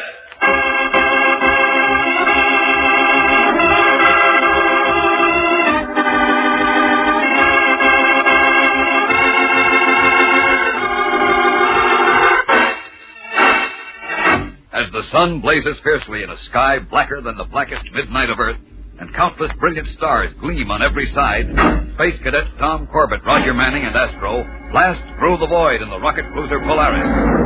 They are about to begin a week's leave on the shining planet that already looms in the distance, Astro's home world, Venus. It won't be long now, Astro. We should be landing in an hour. Oh, that's swell, Tom. I can hardly wait to get home and see the family again. I'll bet. After I say hello to Astro's family, I have some unfinished business. Yeah, we know. That girl in Venusport. Mm-hmm. The Venus of Venus. You know, Astro, I can't figure out how the same planet can produce a gal like Gloria and an ape like you. Look, Hotshot, one more blast of your jet gas and I'll throw you right out into space just to see if you could make Venus under your own power. Venusport calling rocket cruiser Polaris. Venusport to Polaris. Hold it a minute, fellas. Come in, Polaris. Polaris to Venusport.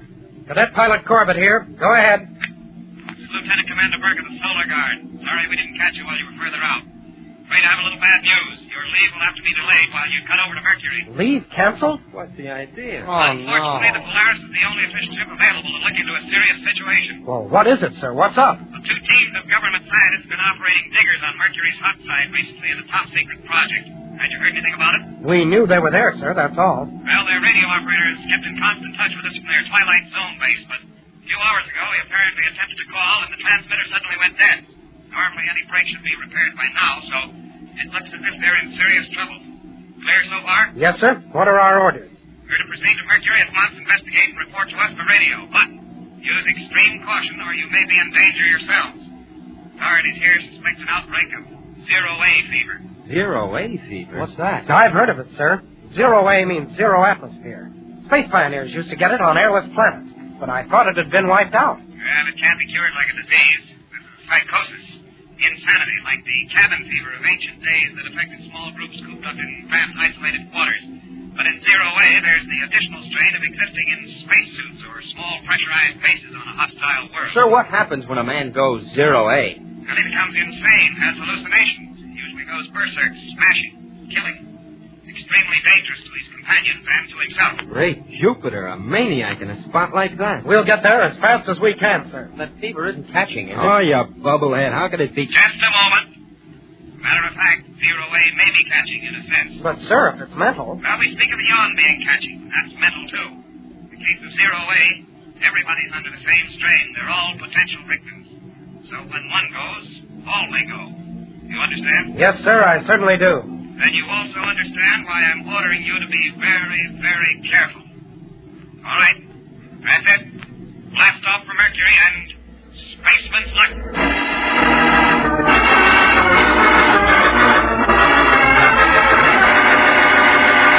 We'll return to the exciting adventures of Tom Corbett, Space Cadet, in just a moment. So stand by. Spaceman, there's a lot more to being a space cadet than blasting off on a trip through space. The cadets get plenty of work to do right here on the ground. Tom Corbett and the other cadets have physical training, just like you do. And it's plenty rough. Listen to what Tom Corbett said one day down at the gym. They sure give you a morning workout around here. If you spacemen have a tough gym class, there are two things you can do to make it a lot easier. The first is to go to class on the moon. That's right. You see, the moon's gravity is only 1/3 of the Earth's. So you can run and jump 3 times as far and as high. And the other thing to do, well, that's the best. That's starting your day with a breakfast built around Kellogg's Pep. Pep gives you more builder-upper food values than any other wheat flakes.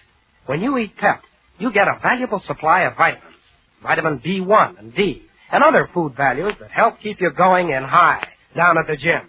And Pep's food values can help you build up bigger and stronger muscles, too. When you find out what Pep can do for you and how absolutely swell Kellogg's Pep tastes, you'll start your day the way the Space Cadets do, with a heaping bowl full of Kellogg's Pep. Well, it's just like Tom Corbett says, Spaceman. Taste that swell, malty-rich flavor. Kellogg's Pep gives you the kind of swell eating that makes you want second helping. With a first spoonful, you'll say, from now on, my cereal is Kellogg's Pep. P-E-P. Pep.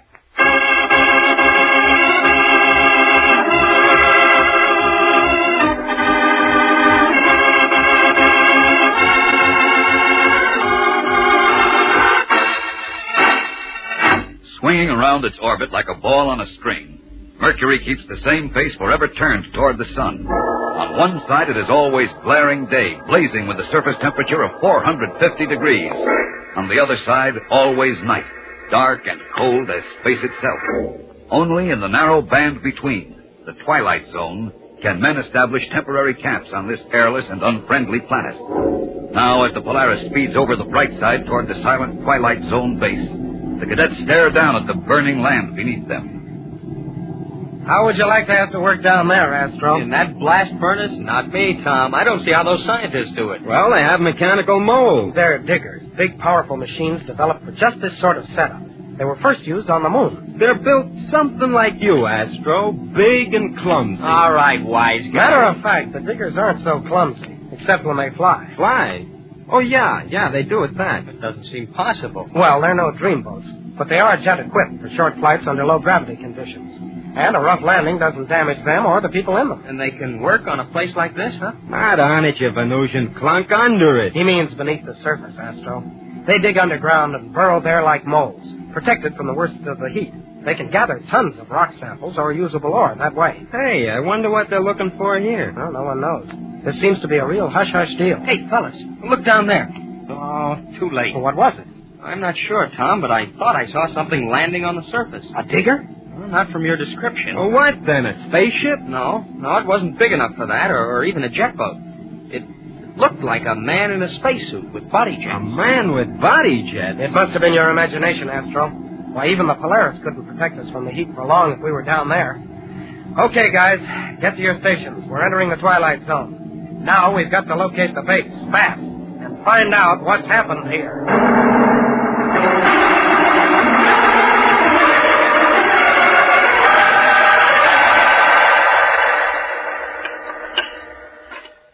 Here's the base. Come on. Not much more than a good-sized hut. Yeah, I wouldn't want to be stuck in a place like this for long. Be careful now. We don't know what we're getting into. It may be all right, but... Uh-oh. What's the matter? Look at the hatches in the pressure compartment. Great galaxy. Both of them open. That means there's no air inside. That's bad, fellas. Come on, but watch your step. Lazy comet. What a mess. Wow, it sure is. No wonder the transmitter went dead. It smashed to bits. Everything's smashed. The whole place is wrecked. As though a maniac had been loose. Yeah. Well, anyway, nobody's here now. Well, that's all right with me. I wouldn't like to... What are you staring at, Tom? Someone is here. Look. Over by the bulkhead. A man. And Tom, he's dead. Gosh. Well, this man must have been the base operator. He probably kept a log. If we can find it, it might help. There's some stuff over here in the corner. Now, let's see. Yes, here it is. Anything in it? Apparently, there were only 5 men on this project. The dead operator, Adams, and 4 scientists, divided into 2 teams. What does it say about today? That's what I'm looking for. Here it is. Teams started out in diggers at 0800, and Adams made his regular report to Venus. At 8:30, both teams called in to say they were okay. 8:49, Team A said it was moving. Landed a few minutes later, and, hey, listen to this. They started yelling something about giant men. Giant men? Uh-huh. Then more shouting and noise, and that was all. 0A fever. That proves it. That's what Adams and the other team figured, too. Now, let's see. Team B flew to help. Landed at 9:01. And apparently Adams didn't hear any more from them. Well, what happened to Adams? Yeah, that's what I'd like to know. Here it is. At 9:15, he wrote that he was going to call Venus unless somebody reported in soon. But then he heard a signal at the outside hatch. Yeah? And then what? That's the last entry he made. Evidently, he opened the hatch and... Well, you saw him. One of the guys on Team A must have gone 0A all of a sudden. Or maybe both of them. Yes, and there's no telling what happened to them or the other team. Or where they are now.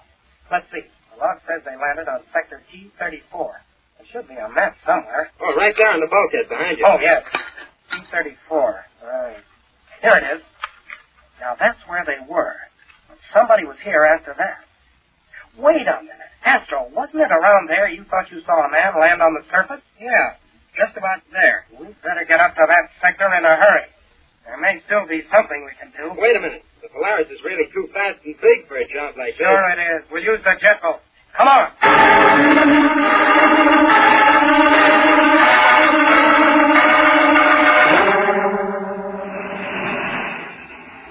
This sector T-34 looks so small on the map, you'd think we could have covered it by now. We probably could if I didn't have to maneuver this jet boat all over the place to be sure we look into all these mountains and valleys. While we're practically looking under every rock here, the guys we're looking for may be dying somewhere else. What else can we do, Roger? We can't do anything else, but they ought to send more men out from Venus. How can they? You heard what Commander Burke told us when we called in. With most of their fleet out near Neptune and their last cruiser laid up for repair. Well, he admitted they still have a destroyer left. But he has to keep at least one ship on planetary duty. You know that. It's regulation. Regulations. Why don't you and Burke both go blow your jets? Who cares about it? Look down there. In that sort of canyon below us. Where? Oh, yeah. Oh, that must be one of the diggers, huh? That's what it is, all right. I'll circle down and get closer. Hey, there's the other digger. But it's turned over on its back. Why, that's almost impossible, the way those things hug the ground. And they weigh 20 tons. You'd think it would take an earthquake. Maybe it was an earthquake. Maybe, but an earthquake didn't call Adams to be killed or dream up the idea about giant men. They're 2 of the guys we've been looking for. We're too late to help them. What do you mean? Where are they? Lying on the ground right near that overturned digger, almost hidden by it. Yes, I see. 2 men in spacesuits. dead? How could they be alive at that temperature? Yes, they're dead, Astro. But that still leaves two unaccounted for. There they are. But one of them's alive. He's carrying the body of the other one. It's impossible. Well, look there, near the cliff. Only something's wrong. The one that's being carried is so small. Great galaxy, no, Astro. The body is normal size like the others. But the live one is huge. He must be at least 10 feet tall. Blazing comet, a giant man. Then those scientists didn't have zero-A fever after all. Unless maybe we've got it, too. I'm going down for a closer look. All right, but don't get too close, will you? He may try to get us, too. Probably, but we should be safe in this jet boat. Yeah, and the other guy should have been safe in diggers. Hey, you can see now he's not just big. He's built all wrong. Even in a spacesuit, a man doesn't look like that. No, the legs and his arms. Why, look, he has extra arms. With metal claws on them. Oh, brother, tell me I'm just having a nightmare. I wish we were. Fellas, did you see that? Well, it turned its head in a complete circle. Back this way. I think it sees us. With what? It has no face. There's just a blank surface behind a sort of faceplate. I'm upping the man's body. And it's blasting off, flying. Straight for us. Tom, get out of here in a hurry. That thing's fast as a rocket ship. Hang on, I'm pouring on. Roger, you get on that radio to Venus. Tell them we need help. In a hurry.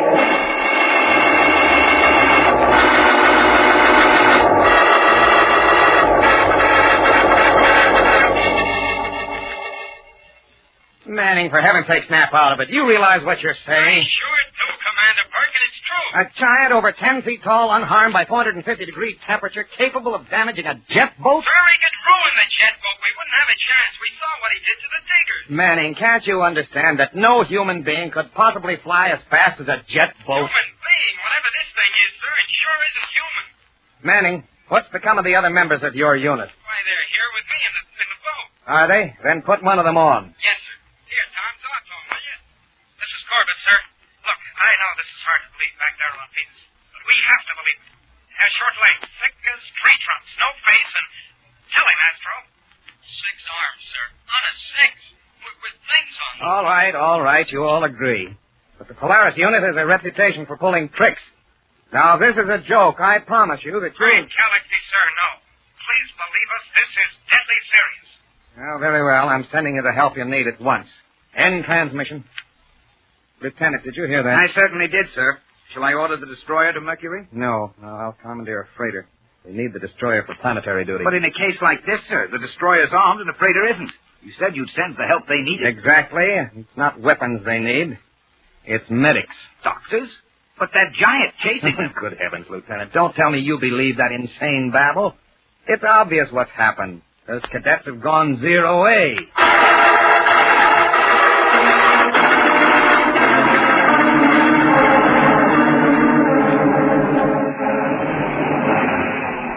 Twilight zone coming up. How are we doing? Oh, we've gained a little. That thing is nearly 100 yards behind.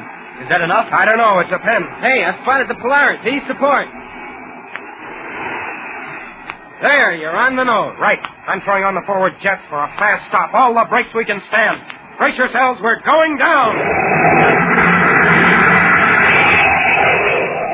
Tom, that monster is catching up fast. I know. We'll be landing in 2 minutes. Right by the ship, I hope. It'll be a rough landing. Look there. Another one of those things driving out from behind the rock. Great Jupiter, he's cutting between us and the ship. Right in our path.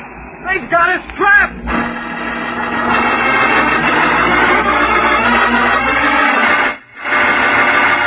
We'll return to the exciting adventures of Tom Corbett, Space Cadet, in just a moment.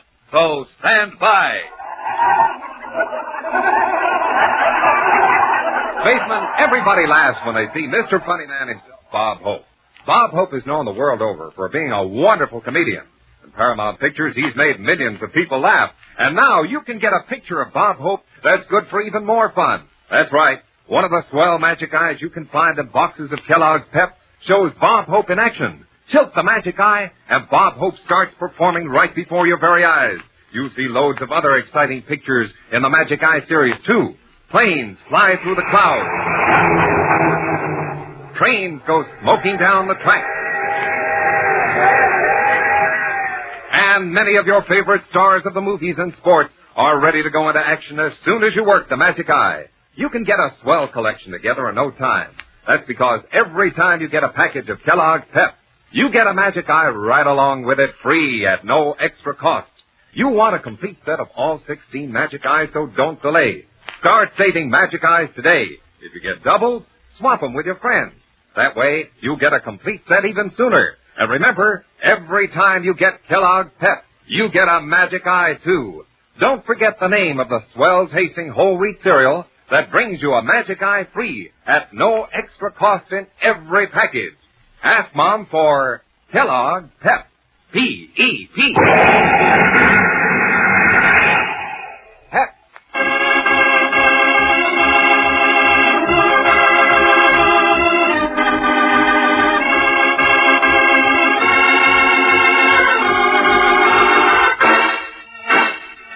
In a jet boat rocketing through the airless sky of Mercury, pursued by a huge and powerful monster which is seeking to destroy them, Tom Corbett has strained every nerve to maintain the slight lead which means the difference between life and death to himself and his friends Roger Manning and Astro. But just as it seems they have a chance to reach the comparative safety of the Polaris, another of the giant creatures zooms suddenly into their path, and the cadets are trapped.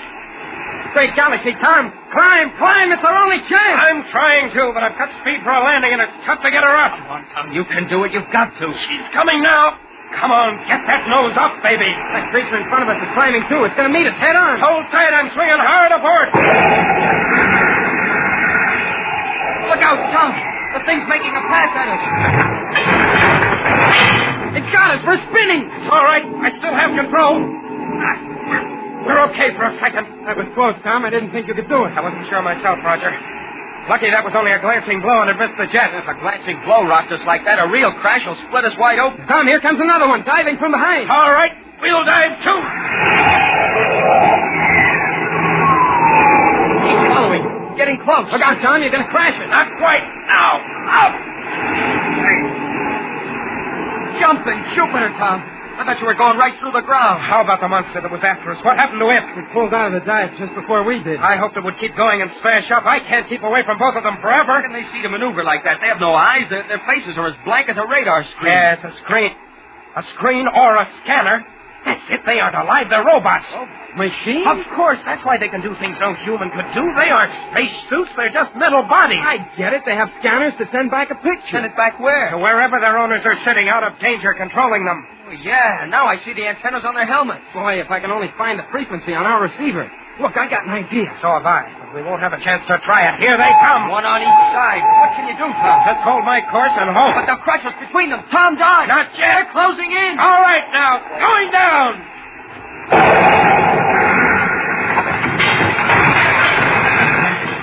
You squeezed through and the robots collided. My trick worked. But they're not damaged. And one of them is bouncing back to us. It's landed right on top of the jet boat. Hey, I found one of the frequencies. Who cares now, Tom? Can you shake it off? No, it's clamped on tight. The weight is sending us into a spin. I can't control the boat. Keep fighting. I'm going to turn on the transmitter. No, if it's the right one. You've done it, Roger. The robot let go. We're okay. Drifting away down to the ground. What happened? I jammed its control frequency with our transmitter. I can keep it out of action now. Yeah, but what about the other one? It's coming for us again. I can't handle that one, too. Maybe I can. Hold your hats, fellas. I'm heading straight into it. No, Tom, we can't stand a collision with that thing. Don't talk. This is tricky. It's suicide. Show it, and hang on. We're going to splash. Look out! We did it! Did what? You nearly killed us. We hit something on that robot. Sure, the antenna. That's what I was aiming for. You broke it off, Tom. The thing's going down, out of control. Hey, we're safe. Nice going, Junior. We'd better land and clip the antenna on the other one in case this transmitter gets weak. Right. Then we'll get back to the Polaris. Good. I'll sure be glad to get away from Mercury. We can't leave, Astro. We'll have to stay here and guard the robots until help comes. Their owners might like to get them back, you know. Stay here on this crummy planet? Aren't you afraid we'll all go zero-A? No, Roger. After what we've been through, even zero-A fever would seem like a slight case of sunburn.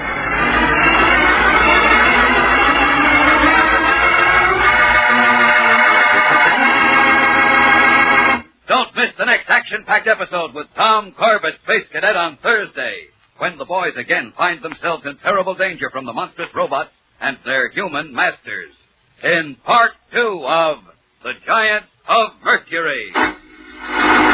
Tune in, same time, same station, for the next thrilling interplanetary adventure with Tom Corbett, Space Cadet. Brought to you by Kellogg's Pep, the build-up wheat cereal.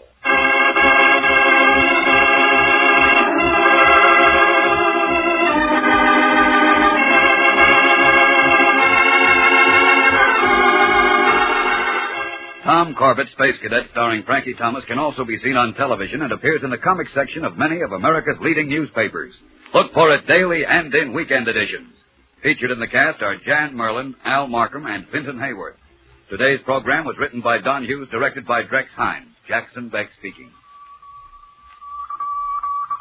Kellogg's Raisin Bran has a secret. Kellogg's Raisin Bran has a secret. And what a secret! In Kellogg's Raisin Bran, the tasty raisins are dipped in honeycomb. That means plumper, more tender raisins, along with delicious golden crisp bran flakes. Both fruit and cereal, all in one box. And no other raisin bran but Kellogg's gives you the tender goodness of raisins dipped in honeycomb. That's Kellogg's secret. So for your breakfast, make sure you get Kellogg's, because Kellogg's Raisin Bran has a secret. This program came to you from New York. America is sold on ABC, the American Broadcasting Company.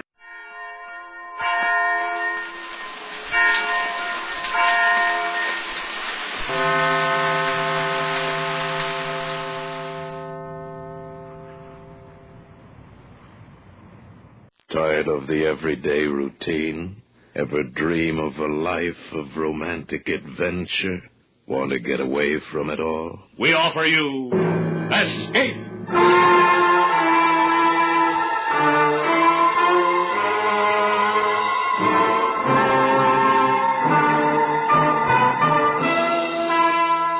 Escape, designed to free you from the four walls of today for a half hour of high adventure. Escape with us now to the year 100,080 and a world where beauty and terror live side by side, as H.G. Wells describes it in his immortal story, The Time Machine.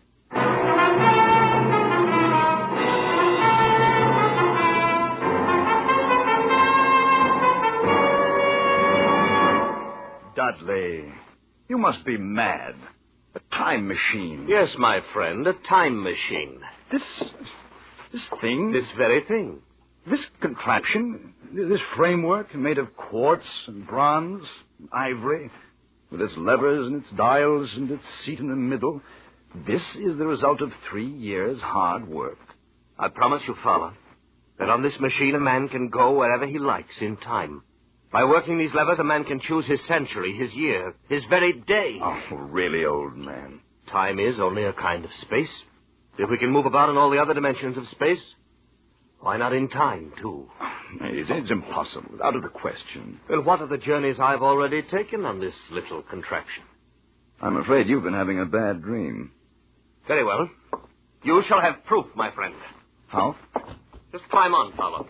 Sit in the seat beside me, face these ivory dials, and I'll take you for a little spin. Well, you mean right now? Right now. Or just, in case this thing should take off like the Flying Red Horse, are there any... Any preparations? No, Fowler, no. You won't need any luggage on this trip, not even a toothbrush. You'll be back here in my laboratory in less than a minute. All right. I'm on. Now what? Hold tight. It sways a good deal. I'd hate to lose you. I can't be frightened, Dudley. Then you're braver than I am. Tell me, what time is it? It's just 12 noon. Before we start, I want to adjust this control a bit. Is everything shipshape? Tell me, did you notice anything just then? Only a noise, a humming noise, nothing else. And what time is it? You just asked me, old man. It's Well, that's odd. What? My watch says 11 o'clock. I could have sworn it was noon a moment ago. There must be something wrong with it. It's only that I touched the lever to test it, and we've gone forward a full day. 23 hours, at any rate. Yes, but Dudley... Finished scoffing, Fowler? Yes.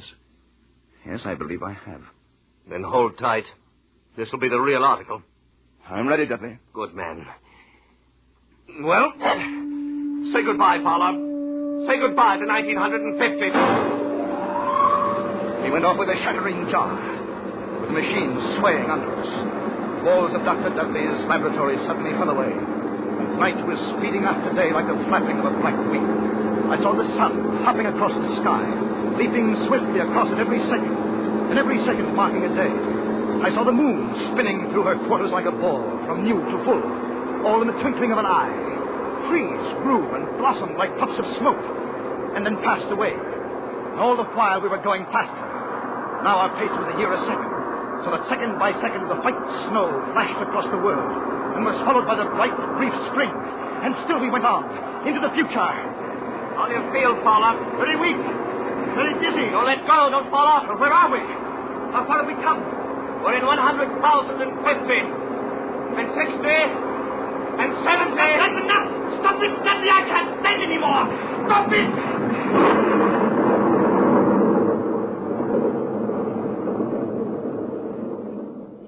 Fowler, you all right? Yes, I believe so. No broken bones. What happened? Not sure. Must have stopped too suddenly. Where are we, Dudley? Look around for yourself. A wide lawn. Beautiful, vast garden. No, I meant geographically.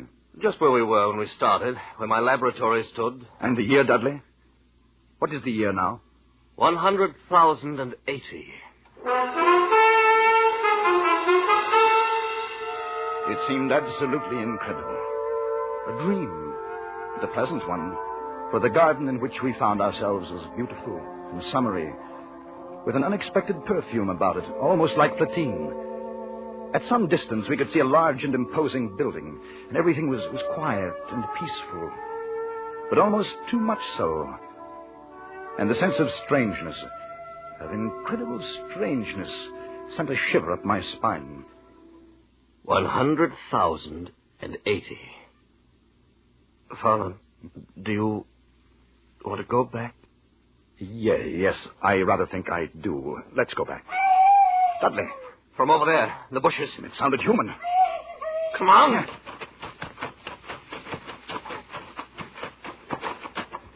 Why, it's a child.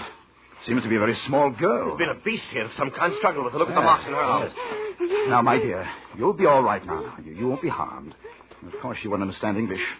Motioning us to go with her. Yeah. What about the animal? Did you see it? No, not a glimpse. Too fast for us. Perhaps we'd better go back, Dudley. The girl seems to be all right now. Leave her like this? Yes, I've had enough. Well, they haven't, old man. Because they're here. All around us. They had crept up on soundless feet to surround us. The little people of this era. And the girl we had saved was not a child, but a full-grown woman. For they all stood 4 feet high, dressed in simple tunics. Beautiful creatures, but terribly frail, with a plump, soft kind of frailty. They were like eerie figures in a dream, and all we could hear was the rustling of their clothes as they surged happily around us, their faces wreathed in smiles. Why, they're not savage at all. They're very loving and gentle little people. Yes. There's something terribly wrong with them. How do you mean? Seem to have the minds of 5-year-olds. Well, how do you expect them to be? Far ahead of us, of course. Incredibly ahead of us in knowledge and in science. Look at them. Children. But they seem happy in this huge garden of theirs. Dudley, I've changed my mind. Let's stay. Maybe we shall enjoy spending a few days with our little friends. The little people led us home into their valley. They lived in colossal buildings, sleeping all together in one huge hall, eating in another, playing and frolicking together in the sunshine. And we lived with them for days in utter contentment. One afternoon, Dudley and I walked along the banks of the great river. Little people all wear the same clothes, the same soft, hairless skin, same feminine roundness of limbs. Yes. I wonder if it's because they're vegetarians. They're vegetarians because they have to be. You haven't run across any horses or dogs, cattle of any kind, have you? No, now that you mention it. With good reason. All extinct by now. Just as the dinosaurs with us. Dudley, there's something strange here. Something hidden away and silent here in the year 100,080. Felt the same way. I've taken the precaution of removing the control levers of the time machine, putting a master padlock on the main switches. Oh. Don't much fancy the idea of someone riding away with it into another century and leaving us here for the rest of our lives. Dudley, do you know where we are? Yes, this is where we landed. I thought so. I wasn't sure. What did you ask? What's happened to the machine? What? But they've taken it away. They've stolen it. This is where it was. It's right here. Look, follow the tracks. Here where they've dragged it. Over here, come along. Down this path. Look, right there, the monument. There's a brass doors in the base. Oh, they're locked. The machine, it must be in there, inside. We must get it. Break down the door. How can we? Here, use the ladders. All right, try. It's more. No, it's no good, Dudley. They're solid. We'll never break through. Never? No. Never?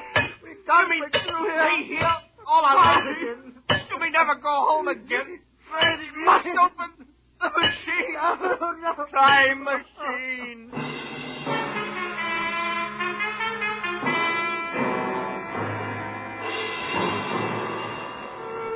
We were caught in the year 100,080. The time machine was gone. The brass doors of the monument held. Our retreat was cut off, the thin line by which we could make our way back home, back to our own time and our own people, back to 1950. We had no way of communicating with the little people, asking what they had done with the machine. There was nothing hostile in their attitude. They were more like simple, wandering children. Only one, a young woman, Weena, whose life we had saved on our first day, had become really friendly. She went with us wherever we walked and brought us presents of garlands, of flowers, slept near us at night in the hall, and we in turn had taught her a few words of English. Now we redoubled our efforts, like men racing against the clock, so that we might speak to her and discover the secret of our immense loss. We were talking to her one night after the others had gone to sleep. No, not these, Dudley. No. How can you be so sure your people didn't steal the machine? Aren't there any thieves among them? Are they all perfect? No, not so loud, Dudley. You'll wake them. Besides, she doesn't understand. Thief must be sleeping somewhere in his hall. Weena, they take machine. No, Dudley, no. Who, then? Who? We are friends. Yes. We must have machine. Yes, Dudley. Yes. Who took machine? Other people, not yours? Other? What about those doors, Weena? Doors open? No. Weena, machine in there. Must open. No, not open. Oh, all right, my dear. Go to sleep, get some rest. Yes, Dudley. Sleep. What's to become of us, Fowler? Are we caught here in this century? We spend our lives with the little people and their secret. We'll go back to the monument tomorrow. We'll find a way of breaking in. Good night, Dudley. Dudley. Yes. Did you just... There it was again. What? Something. On my face. Huh? Cold. Filthy to the touch. On my face and in my hair. As cold as death. Dudley! You're right. There's something in here with us. Smells of the grave. What was it? I don't know. But look at them. Look at the little people. They're all awake. It's as though they've been stampeded. Let's get out of here. I want some fresh air. We went quickly through the hall and outside, away from the frantic rustling of the little people. The moon was full, just overhead, and it was close to dawning. There was a faint sound speeding close behind us, and we turned, our nerves ragged, our muscles tensed. But it was only Weena, coming swiftly to join us. Dudley, I'm afraid. And there is dark. something. What do you mean, Weena? Dark? What? Dark thing. Dark place. Night. Why should they be afraid of the night, Dudley? It's not the night alone. Dark place, that's our cue. But perhaps it's something underground.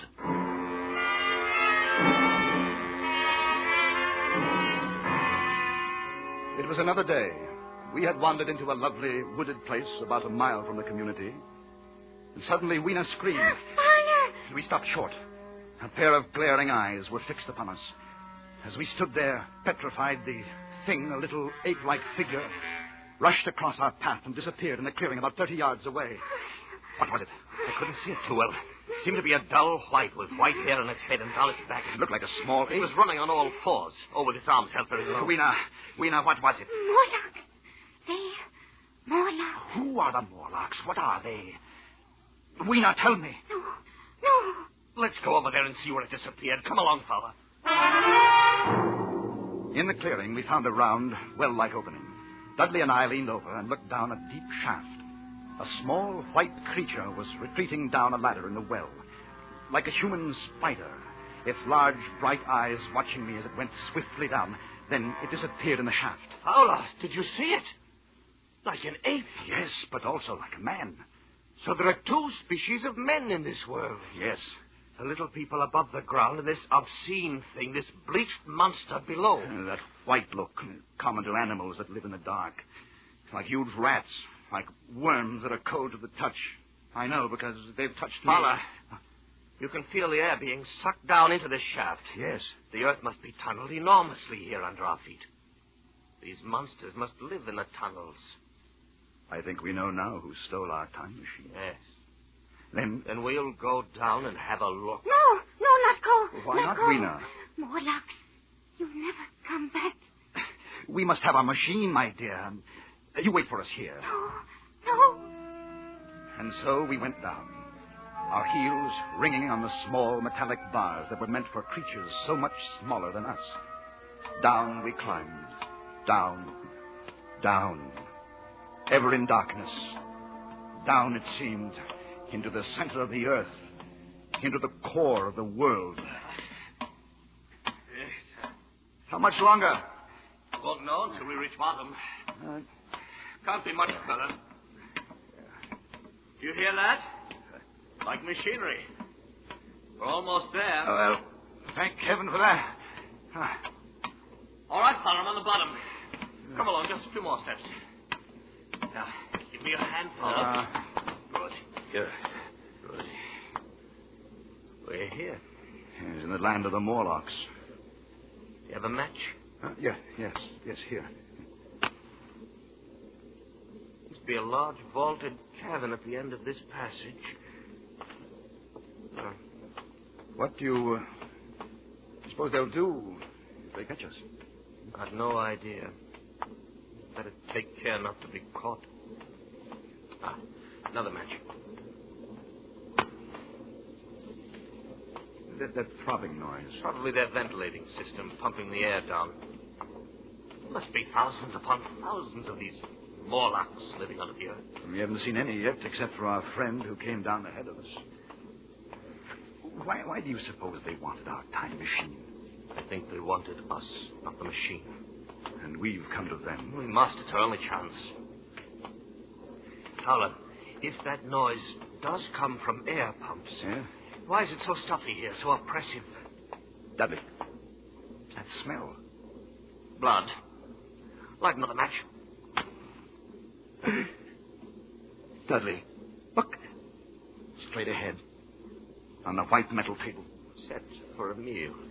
Yes. With a small haunch. Meat.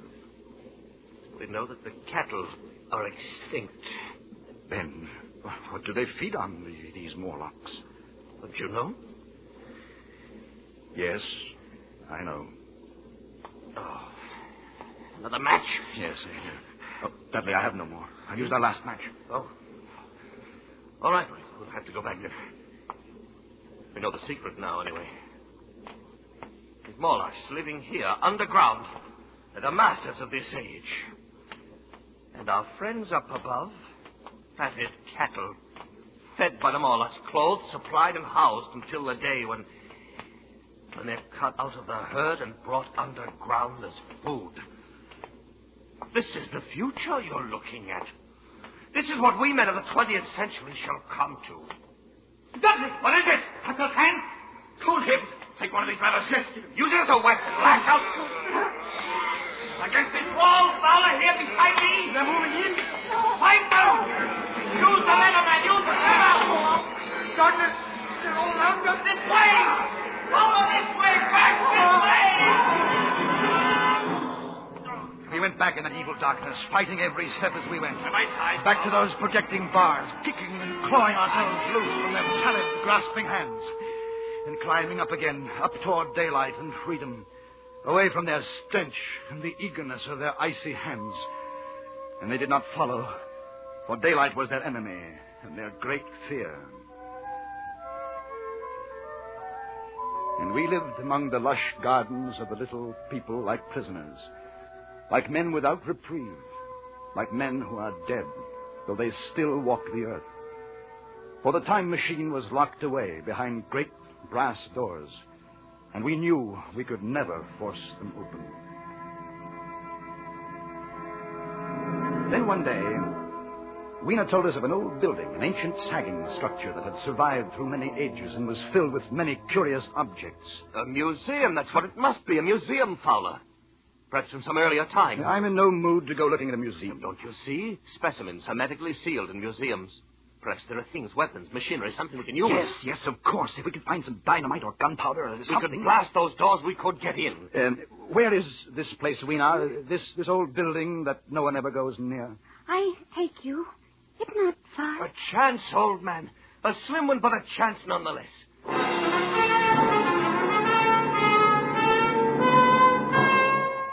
All day we wandered through the great ruined halls. The building had been deserted, unused for perhaps a century. The childlike men of that time had long since ceased to care about anything but their own personal comforts. It was late afternoon and growing dark when we came upon the chemical section. We had found nothing useful to us until then, and now came the worst disappointment of all. And it's dust. All of it. Been dust for centuries. Another dead end. It's hopeless. We were out of our heads to hope that nitrates would retain their form for 100,000 years. We go now? There's nothing here. Oh, wait just a moment. Something in this case. Well, you can break it with your lever. Stand back a little. Box of matches. Hermetically sealed. Oh, wait, let me see. Well, they're perfect. But they're not even damp. What shall we do with them? Burn down those brass doors? You'd better keep them. You can't tell. What? On the floor, you see them? Small, narrow footprints leading away into the darkness at the end of this gallery. Dudley! We'd better go. Pick Green up and carry her. We'll have to run for it. Now, don't be frightened, my dear. It'll be all right. Go on, run! We came out of the gloom of that place into the deeper gloom of dusk. And suddenly we saw. We were trapped. All around us were the Morlocks. They were there by the thousand, surrounding us, and coming closer in a long, even line of deathly white, their eyes blinking in the half-light, their tiny mouths alive with appetite. Fowler, the matches! I have them dipped like a fire here. Hurry, man, the forest is dry. Hurry, man. We'll have an inferno here in a minute. Our little friends don't like light or heat. The fire leaped high to the heavens, and the countryside was ablaze. The Morlocks turned in fear, blinded by the glare. Some of them blundered into the middle of the raging flames, and the rest faded away like a fog. Dudley had left a narrow passageway for our retreat, and we fled down a long corridor of leaping flames and blistering heat. We fled to safety toward the community of the little people. As we ran, we passed a huge monument with its great bronze doors that were locked tight in our time machine. And suddenly, in the glare of the distant fires, we saw something that stopped us short. They're open, Fowler! The doors are open! No, not go in. Dudley, no. It's a trap. They're waiting for us inside. Waiting or not, we're going in. It's suicide. It'll take me 1 minute to screw the levers on again, then I touch them and we're away. All right, I'll try to give you your 1 Good minute. boy. No, go. Not leave me. No, you, my dear, you hold tight around my neck. You're coming home with us. All right, let's go. Where is it? I'll look through the machine. They haven't harmed it. I don't see them yet. Come on now, quickly. The doors, Dudley. They're closed. Get in the seat. I'll be ready in a moment. I waited for the hum that would signal our departure. And there in the darkness, the Morlocks were finally upon us. Cold, persistent fingers swarmed over my body, tugging at me, sucking me away from the machine. I held tight to Weena as a man holds fast to life, and tried to kick them away with my feet. Hurry, Dudley, hurry! Get these levers quickly or we're done. One more turn and it's it. There, Fowler, we're away. We're gone. Yes, we made it. Are you all right? I'm all right. Good. And Weena? Weena isn't with us. What happened? They tore her from my hands at the last minute. They got her. I tried to save her. I couldn't. I still have a piece of a tunic here on my fist. Little piece of a tunic, Dudley. Nothing else.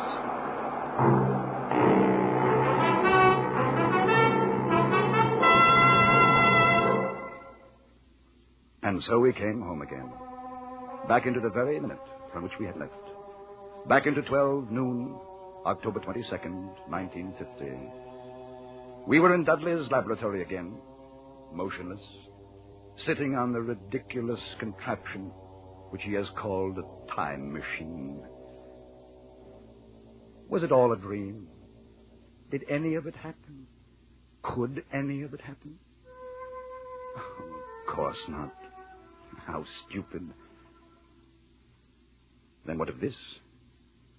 What of this little piece of thin green silk I hold in my hand?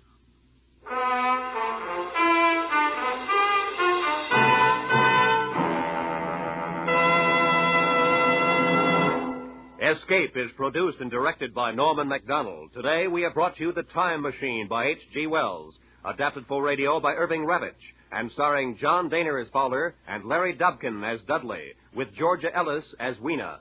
The special music for Escape was arranged and played by Ivan Ditmars. Next week, escape with us to a small fishing boat off the California coast and a night of terror and death at the hands of a brilliant madman, as Bud A. Nelson tells it in his exciting story, 7 Hours to Freedom.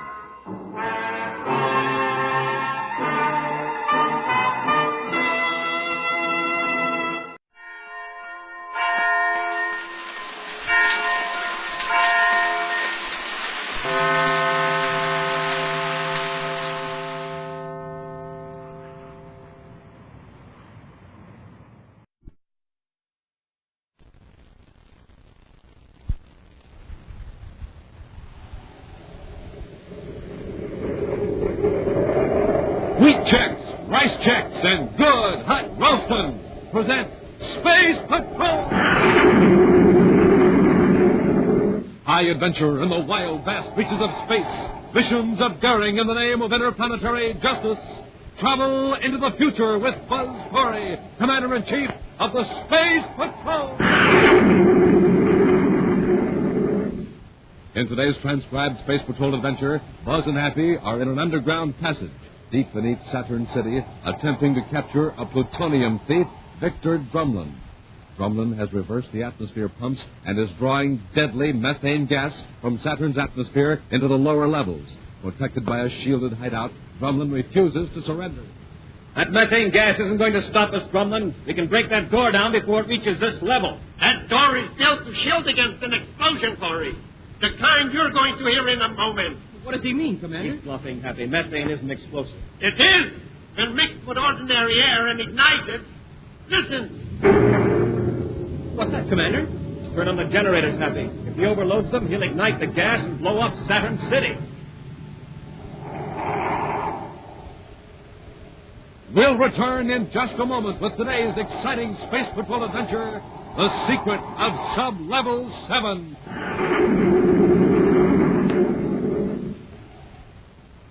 Say, gang, how are you at imitations? Well, this is Captain Dick Tufeld speaking, and here's my idea of how a cosmic surface car sounds with just ordinary fuel in its tank.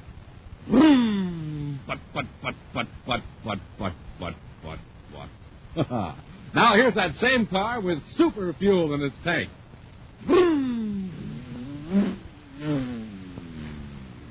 Yes, sir, that cosmic surface car is really roaring now because it's supercharged with super fuel. And, gang, the same is true with you. What happens when you have ordinary fuel for breakfast? Well, you move like this. What. That's right, you're just a putt-putt. But when you fill up your tank with super fuel, man, you're supercharged. So eat a power breakfast with rice checks or wheat checks and get supercharged. Flavor galore in every bite-sized biscuit. So get the super cereals today, rice checks, wheat checks. And remember, inside of each package, you get a mysterious magic space picture. And now, today's Space Patrol adventure, The Secret of Sub-Level 7. All day long, huge crowds have thronged United Planets Park on the man-made planet Terra.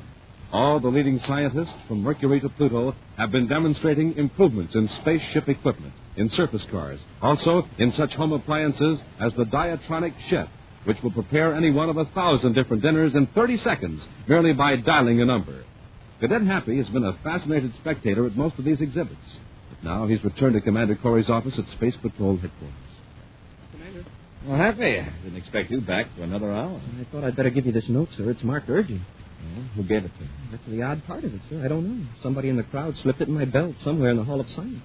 Evidently someone doesn't have much confidence in our official message service. It might be a joke of some kind, Commander. One of the new cadets testing me to see what I'd do. I'm glad you brought this to me, Happy. Is it important, sir? If it isn't someone's idea of a practical joke, it's very important. Listen to this. 9 months ago, 250,000 credits worth of plutonium was stolen from reactor plant number 5 on Jupiter's third moon. If you want to know who was behind that theft, come to apartment 15J, Einstein Terrace at 1300 hours Universal Star Time today. Smoking rockets. What's the signature, sir? There's no signature. No, they're not taking any chance of being caught. Yeah, it must be somebody's idea of a funny joke. Except that the theft of plutonium wasn't made public, and they're still looking for the thieves. Happy, go to the Electro directory and see who lives at 15J, Einstein Terrace. Yes, sir. You'll find Einstein Terrace in City Zone 5. I've got it, Commander. Now the address, 15J. The indicator panel says Vogel, Edmund R., occupational code number 3-146.28. Happy, it's 12:22 now. We'll have time to make a quick check on him in the files before we pay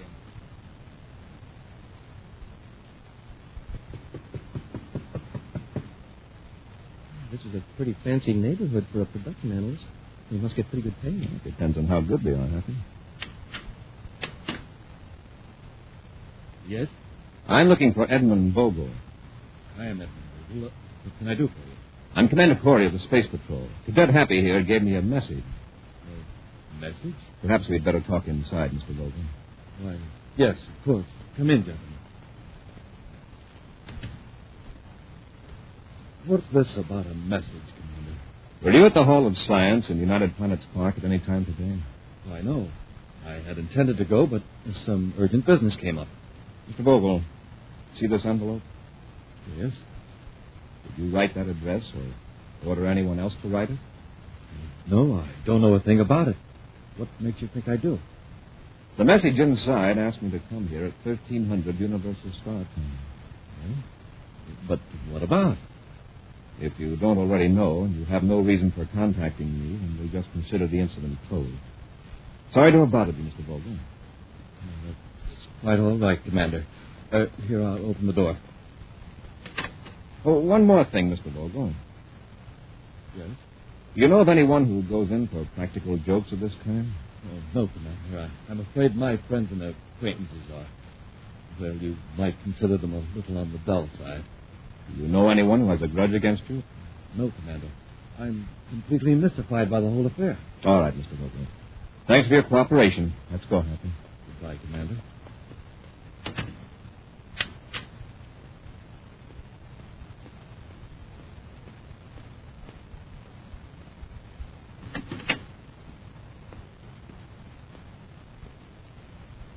They're gone, Mr. Brumlin. I know. I heard the whole thing. Did you think I handled it very well? Yes, but you could have handled it better, Vogel, if you hadn't written that note in the first place. But I explained it to you. I needed the reward money. You haven't given me what you promised. I couldn't even find you. I got your message all right, but I couldn't risk answering them.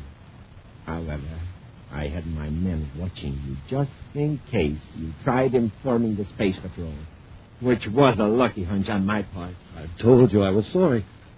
But now that you promised me my money and I've denied writing that note, everything's all right again, isn't it, Mr. Drummond? Yes, as long as you watch your step. I promise. I'll give you the money right now. But remember this. I couldn't have taken the plutonium without the help of the information I got from you. But at the time, I didn't know why you wanted it. Yes. I'll try to make Corey believe that. Here's your money. Thank you. Thank you very much. And don't forget, this definitely makes you a party to the crime. Think that over. The next time you feel like sneaking notes to one of Corey's men. It won't happen again. I'm sure it won't, Vogel. In fact, I'm...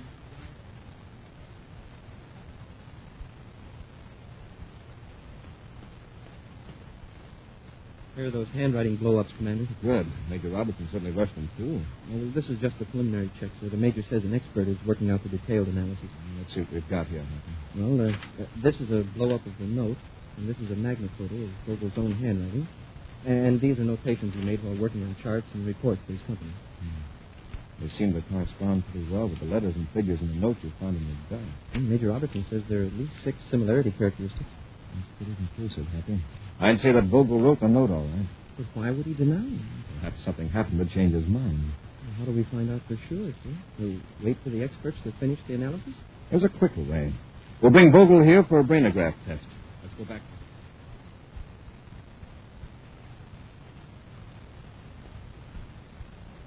He doesn't seem to be home, sir. I'll try the door. Locked. We'll use the magna key and have a look around.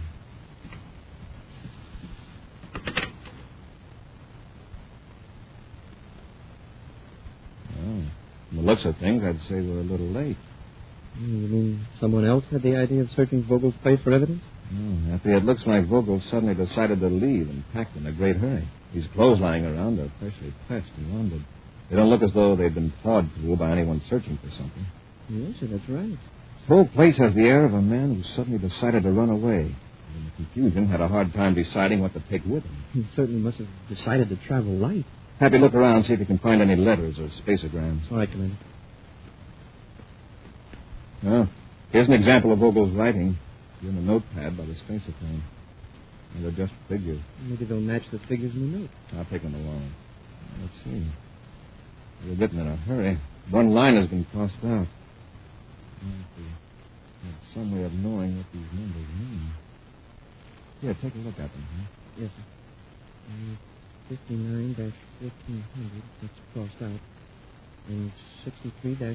What do they suggest to you? Well, how about the time? 1400 and 1430 could be universal start time. Yes, it could. It's after 1400 now. Yeah, but 59 and 63, I draw a blank on those. Vogel may be planning to leave Terra. Space Control Special Information Section. Commander Corey calling. Yes, Commander. Lieutenant Graves here. Lieutenant, are any space flights scheduled to blast off from Terra at 1400 and 1430 Universal Star Time today? I'll check with operations immediately. I want all flights, commercial and private, and their destinations. This is top priority. Be with you in a minute. I'll hang on. Happy. While we're waiting, keep searching this apartment. Somebody's at the door, sir. I'll see who it is and bring them in here. I don't want anyone to tip off Vogel that we're after him. Yes, sir.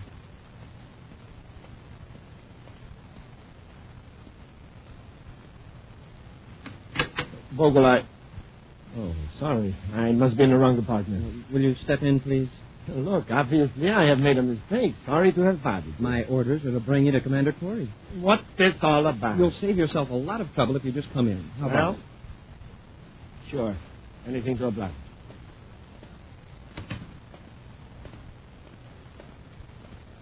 Commander's right in here. Commander, I think I'm entitled to an explanation. Are you here to see Vogel? Vogel? Why... He mentioned Vogel's name when I opened the door, sir. Yes, I came to see Vogel. Where is he? That's what I want to know. Did you have an appointment with him?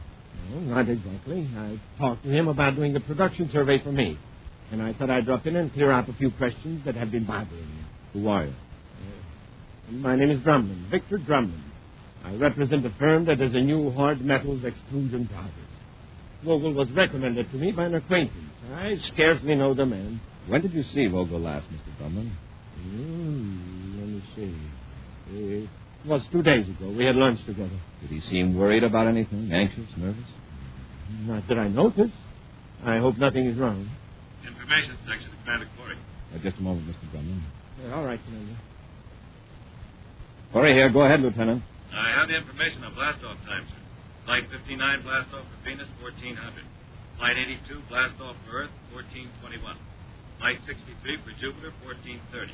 Nothing more till 15:05. Thanks, Lieutenant. Corey out. Well, Happy, it looks as though Vogel was interested in that 1430 ship for Jupiter, Flight 63. 1415 now, sir. You'll have time to pick him up. Mr. Drumlin, Mr. Drumlin, what's the matter? Get a doctor. Catch him, Happy. I've got him, sir. Let's put him here on the couch. Easy now. You're going to be all right, Mr. Drummond. Just take it easy. Here, I'll loosen your collar. I'm sorry to be such a nuisance. Oh, that's all right. Thanks, Cadet. Commander, he's got my ray gun. Grumman, what's the idea? I'll show you, Corey. Turn around, both of you. See what he says. Now. I just have time to get to the spaceport and stop Vogel.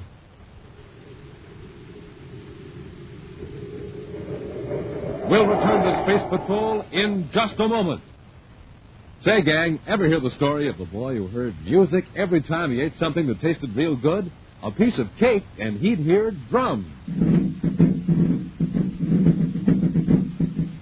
A dish of ice cream, and he'd hear this.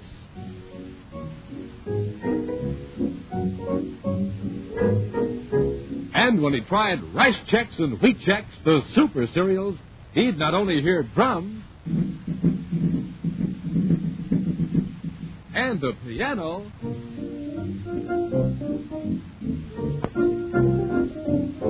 he heard the whole band.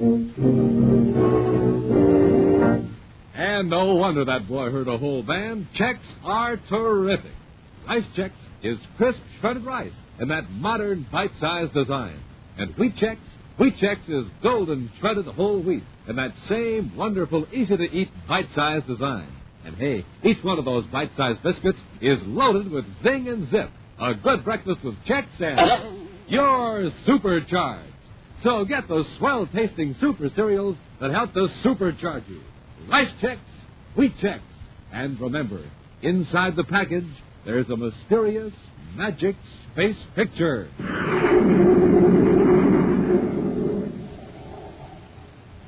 And now, back to our Space Patrol adventure, The Secret of Sub-Level 7. Buzz and Happy have been knocked unconscious by Victor Grumman to prevent them from finding Edmund Vogel and discovering that Grumman is the mastermind behind the unsolved theft of a large amount of plutonium from a reactor plant on Jupiter's third moon. Leaving Buzz and Happy in Vogel's apartment on Terra, Grumman has raced to the Terra spaceport to keep Vogel from boarding a Jupiter-bound spaceship. Calmly, casually, Grumman scans the crowded terminal, then approaches a nervous-looking man pacing near a row of public communications booths. Going away, Vogel? Mr. Grumman, I hope you're not planning on taking the 1430 ship to Jupiter. How'd you know that? From Commander Corey. And if I hadn't interfered, he would be here now instead of me. What have you done? What have you got me into? Now, take it easy. I'm here to help you. We'll blast off right away in my private cruiser. No, leave me alone. I don't want any more of this. Here, I'll give you back your money. I don't care about the money. Your behavior is attracting attention. Here, let me give you something to quiet your nerves. Don't be alarmed. It's just an electro-injector treatment. Just step inside this communication booth until it takes the place. Mr. Dunn, please. I don't want to go inside this boot. There are comfortable seats for both of us. Sit down. That's it. Now, we'll just sit here pleasantly as though we were phoning a mutual friend. Of course, in a moment, when the electro-injector takes effect, you won't be able to talk, much less raise an alarm. Listen to me. However, you will be able to walk where I guide you. Keep your hands away from the control switches. If I hear the operator's voice, I'm afraid I'll have to finish this interview rather unpleasantly. Let me alone, Jim. I can't leave you here to spill all you know to Corey. But you'll be safe with me in sub-level 7. Don't try to talk. You'll have nothing to worry about. Corey will never find either of us in sub-level 7.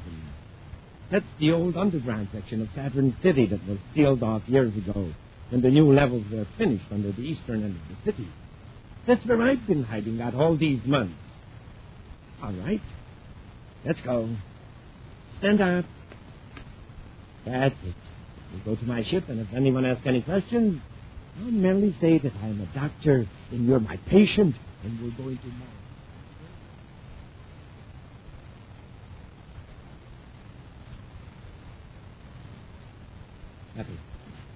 Happy. What happened? Pal Drumlin locked us out. head feels like a meteor hit it. We'll exchange symptoms later. But look at the time. It's 14:55. You're too late to stop Vogel. Let's hope Grumman was too late to warn her. I'll call Space Control to hold Flight 63 when it lands at Jupiter City, and we'll get over to headquarters and see what we can find out about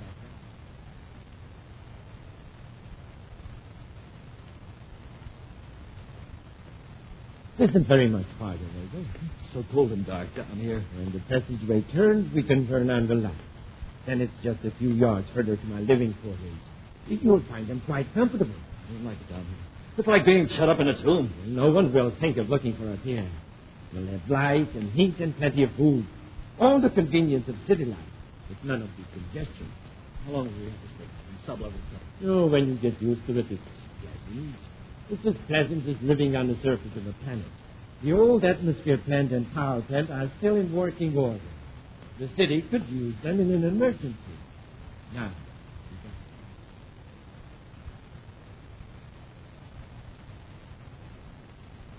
Happy, has anything come in about Vogel while I've been out? Not a thing, sir. Except that he definitely wasn't on the ship to Jupiter. And I haven't been able to locate much information about this Grumman either, sir. Grumman must have been in on this plutonium theft with Vogel. Well, maybe Grumman's the brains behind all this. If he is, he won't hesitate to remove weaklings like Vogel if they threaten his safety.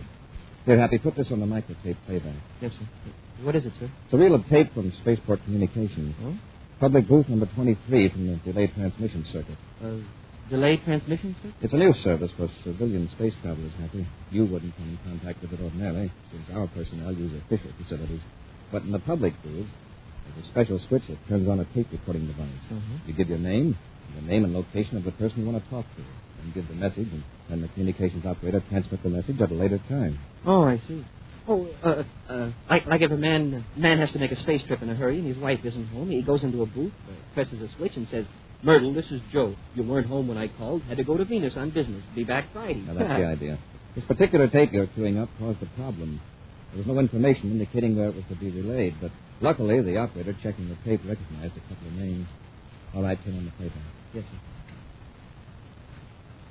Let me over. Don't try to talk. You have nothing to worry about. Corey will never find either of us in sub-level 7. Against the old underground section of Saturn City. It was sealed off years ago when new levels were finished under the eastern end of the city. That's where I've been hiding out all these months.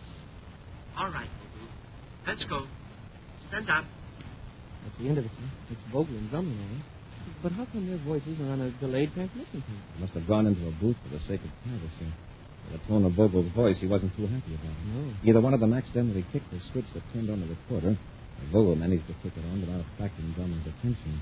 In Saturn City. Down in the 7th level. Well, we can space it from Saturn City and have them surrounded in no time. Yes, if we didn't care about what happens to Vogel. Huh?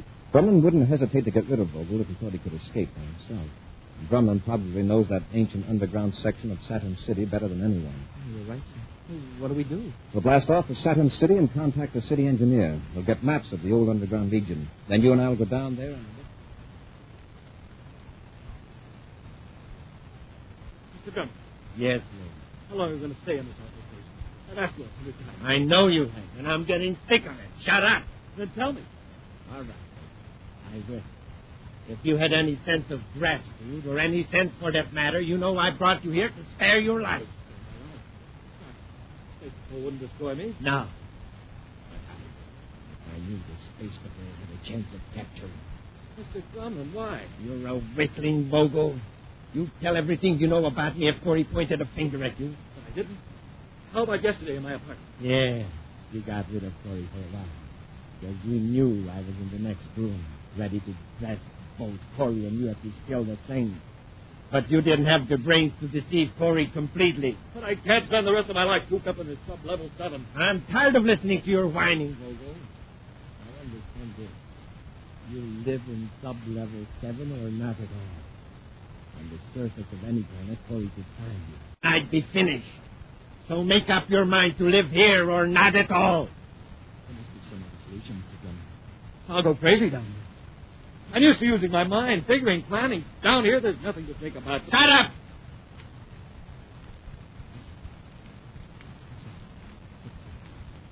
Warning, system has picked them up. Somebody's here in sub-level 7. They must be coming after us. You keep quiet. Can't be more than 2 or 3, man. I can do just a routine inspection by a couple of engineers. I'll turn out the lights so they won't suspect we're in here. Now, keep...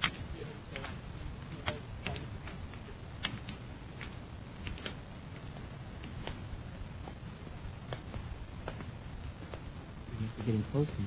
Yes, according to the chief engineer, the most likely place for Vogel and Grumman to hide out. The old engineering living room. It's right around this next turn. What do we do? Rush them? Maybe our best bet. Call your ray gun. Ready, sir.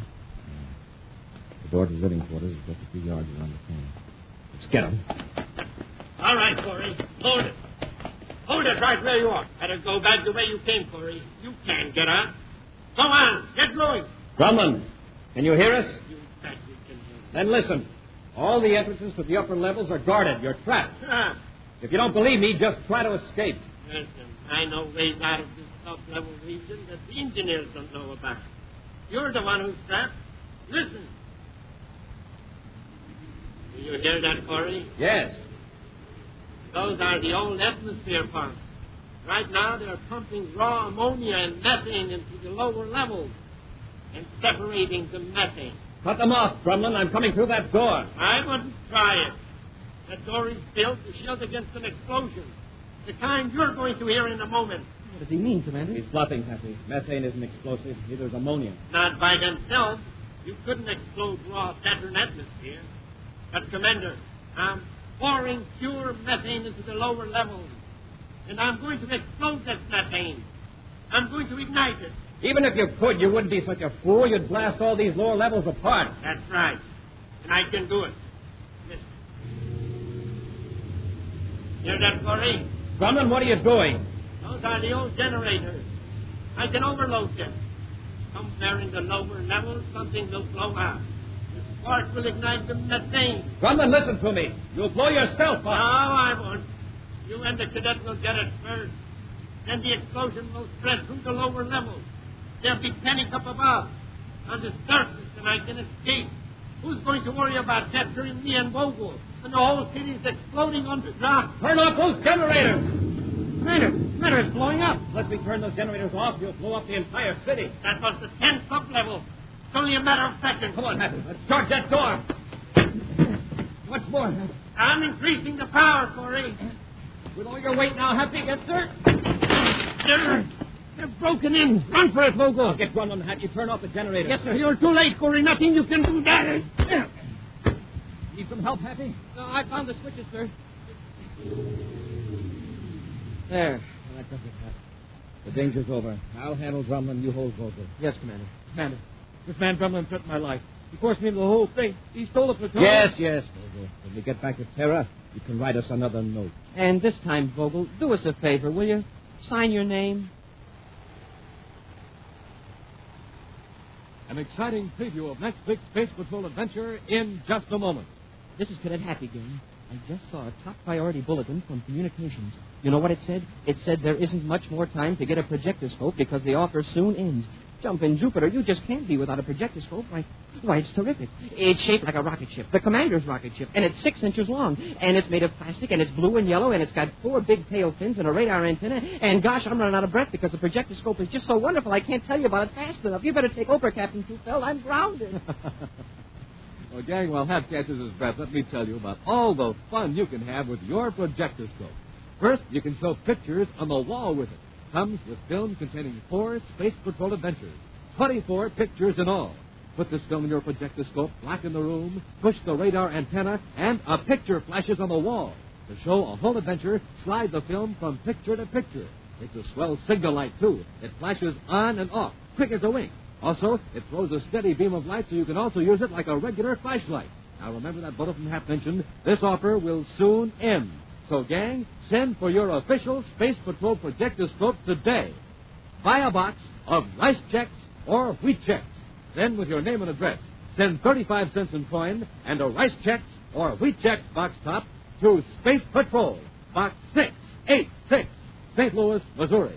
This offer good only in the USA and may be withdrawn at any time. That's Space Patrol, Box 686, St. Louis, Missouri. And now, a preview of next week's exciting Space Patrol adventure. Buzz and Happy are in a private space cruiser heading toward Jupiter, when suddenly... It's a cosmic torpedo right off our port side. Well, who could be firing at us? I don't know, but he's within range. The next blast will get us sure. He hit us that time, sir. The power's gone. That's not all, Hap. The hull is punctured. We're losing all our air. Be sure to listen next Saturday for the exciting story, Treachery in Outer Space, when wheat checks, rice checks, and good hot Ralston again bring you Space Patrol!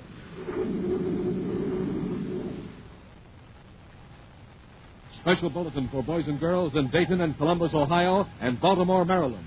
Buzz Corey's own space battle cruiser, the Ralston Rocket, will be in your area next week. Don't miss it. The Ralston Rocket. Space Patrol, an original Mike Moser production starring Ed Kemmer as Commander Corey and Lynn Osborne as Cadet Happy, was written by Lou Houston and directed by Larry Robertson. Other players were Ken Mayer and Bella Kobach. Dick Tufel speaking. Now, don't forget to tune in next Saturday and every Saturday when wheat checks, rice checks, and good hot Ralston again present the new exciting Space Patrol! And be sure to see another exciting Space Patrol program on your local ABC television station. Consult your local paper for time and channel. Space Patrol came to you transcribed from Hollywood. This is ABC Radio Network.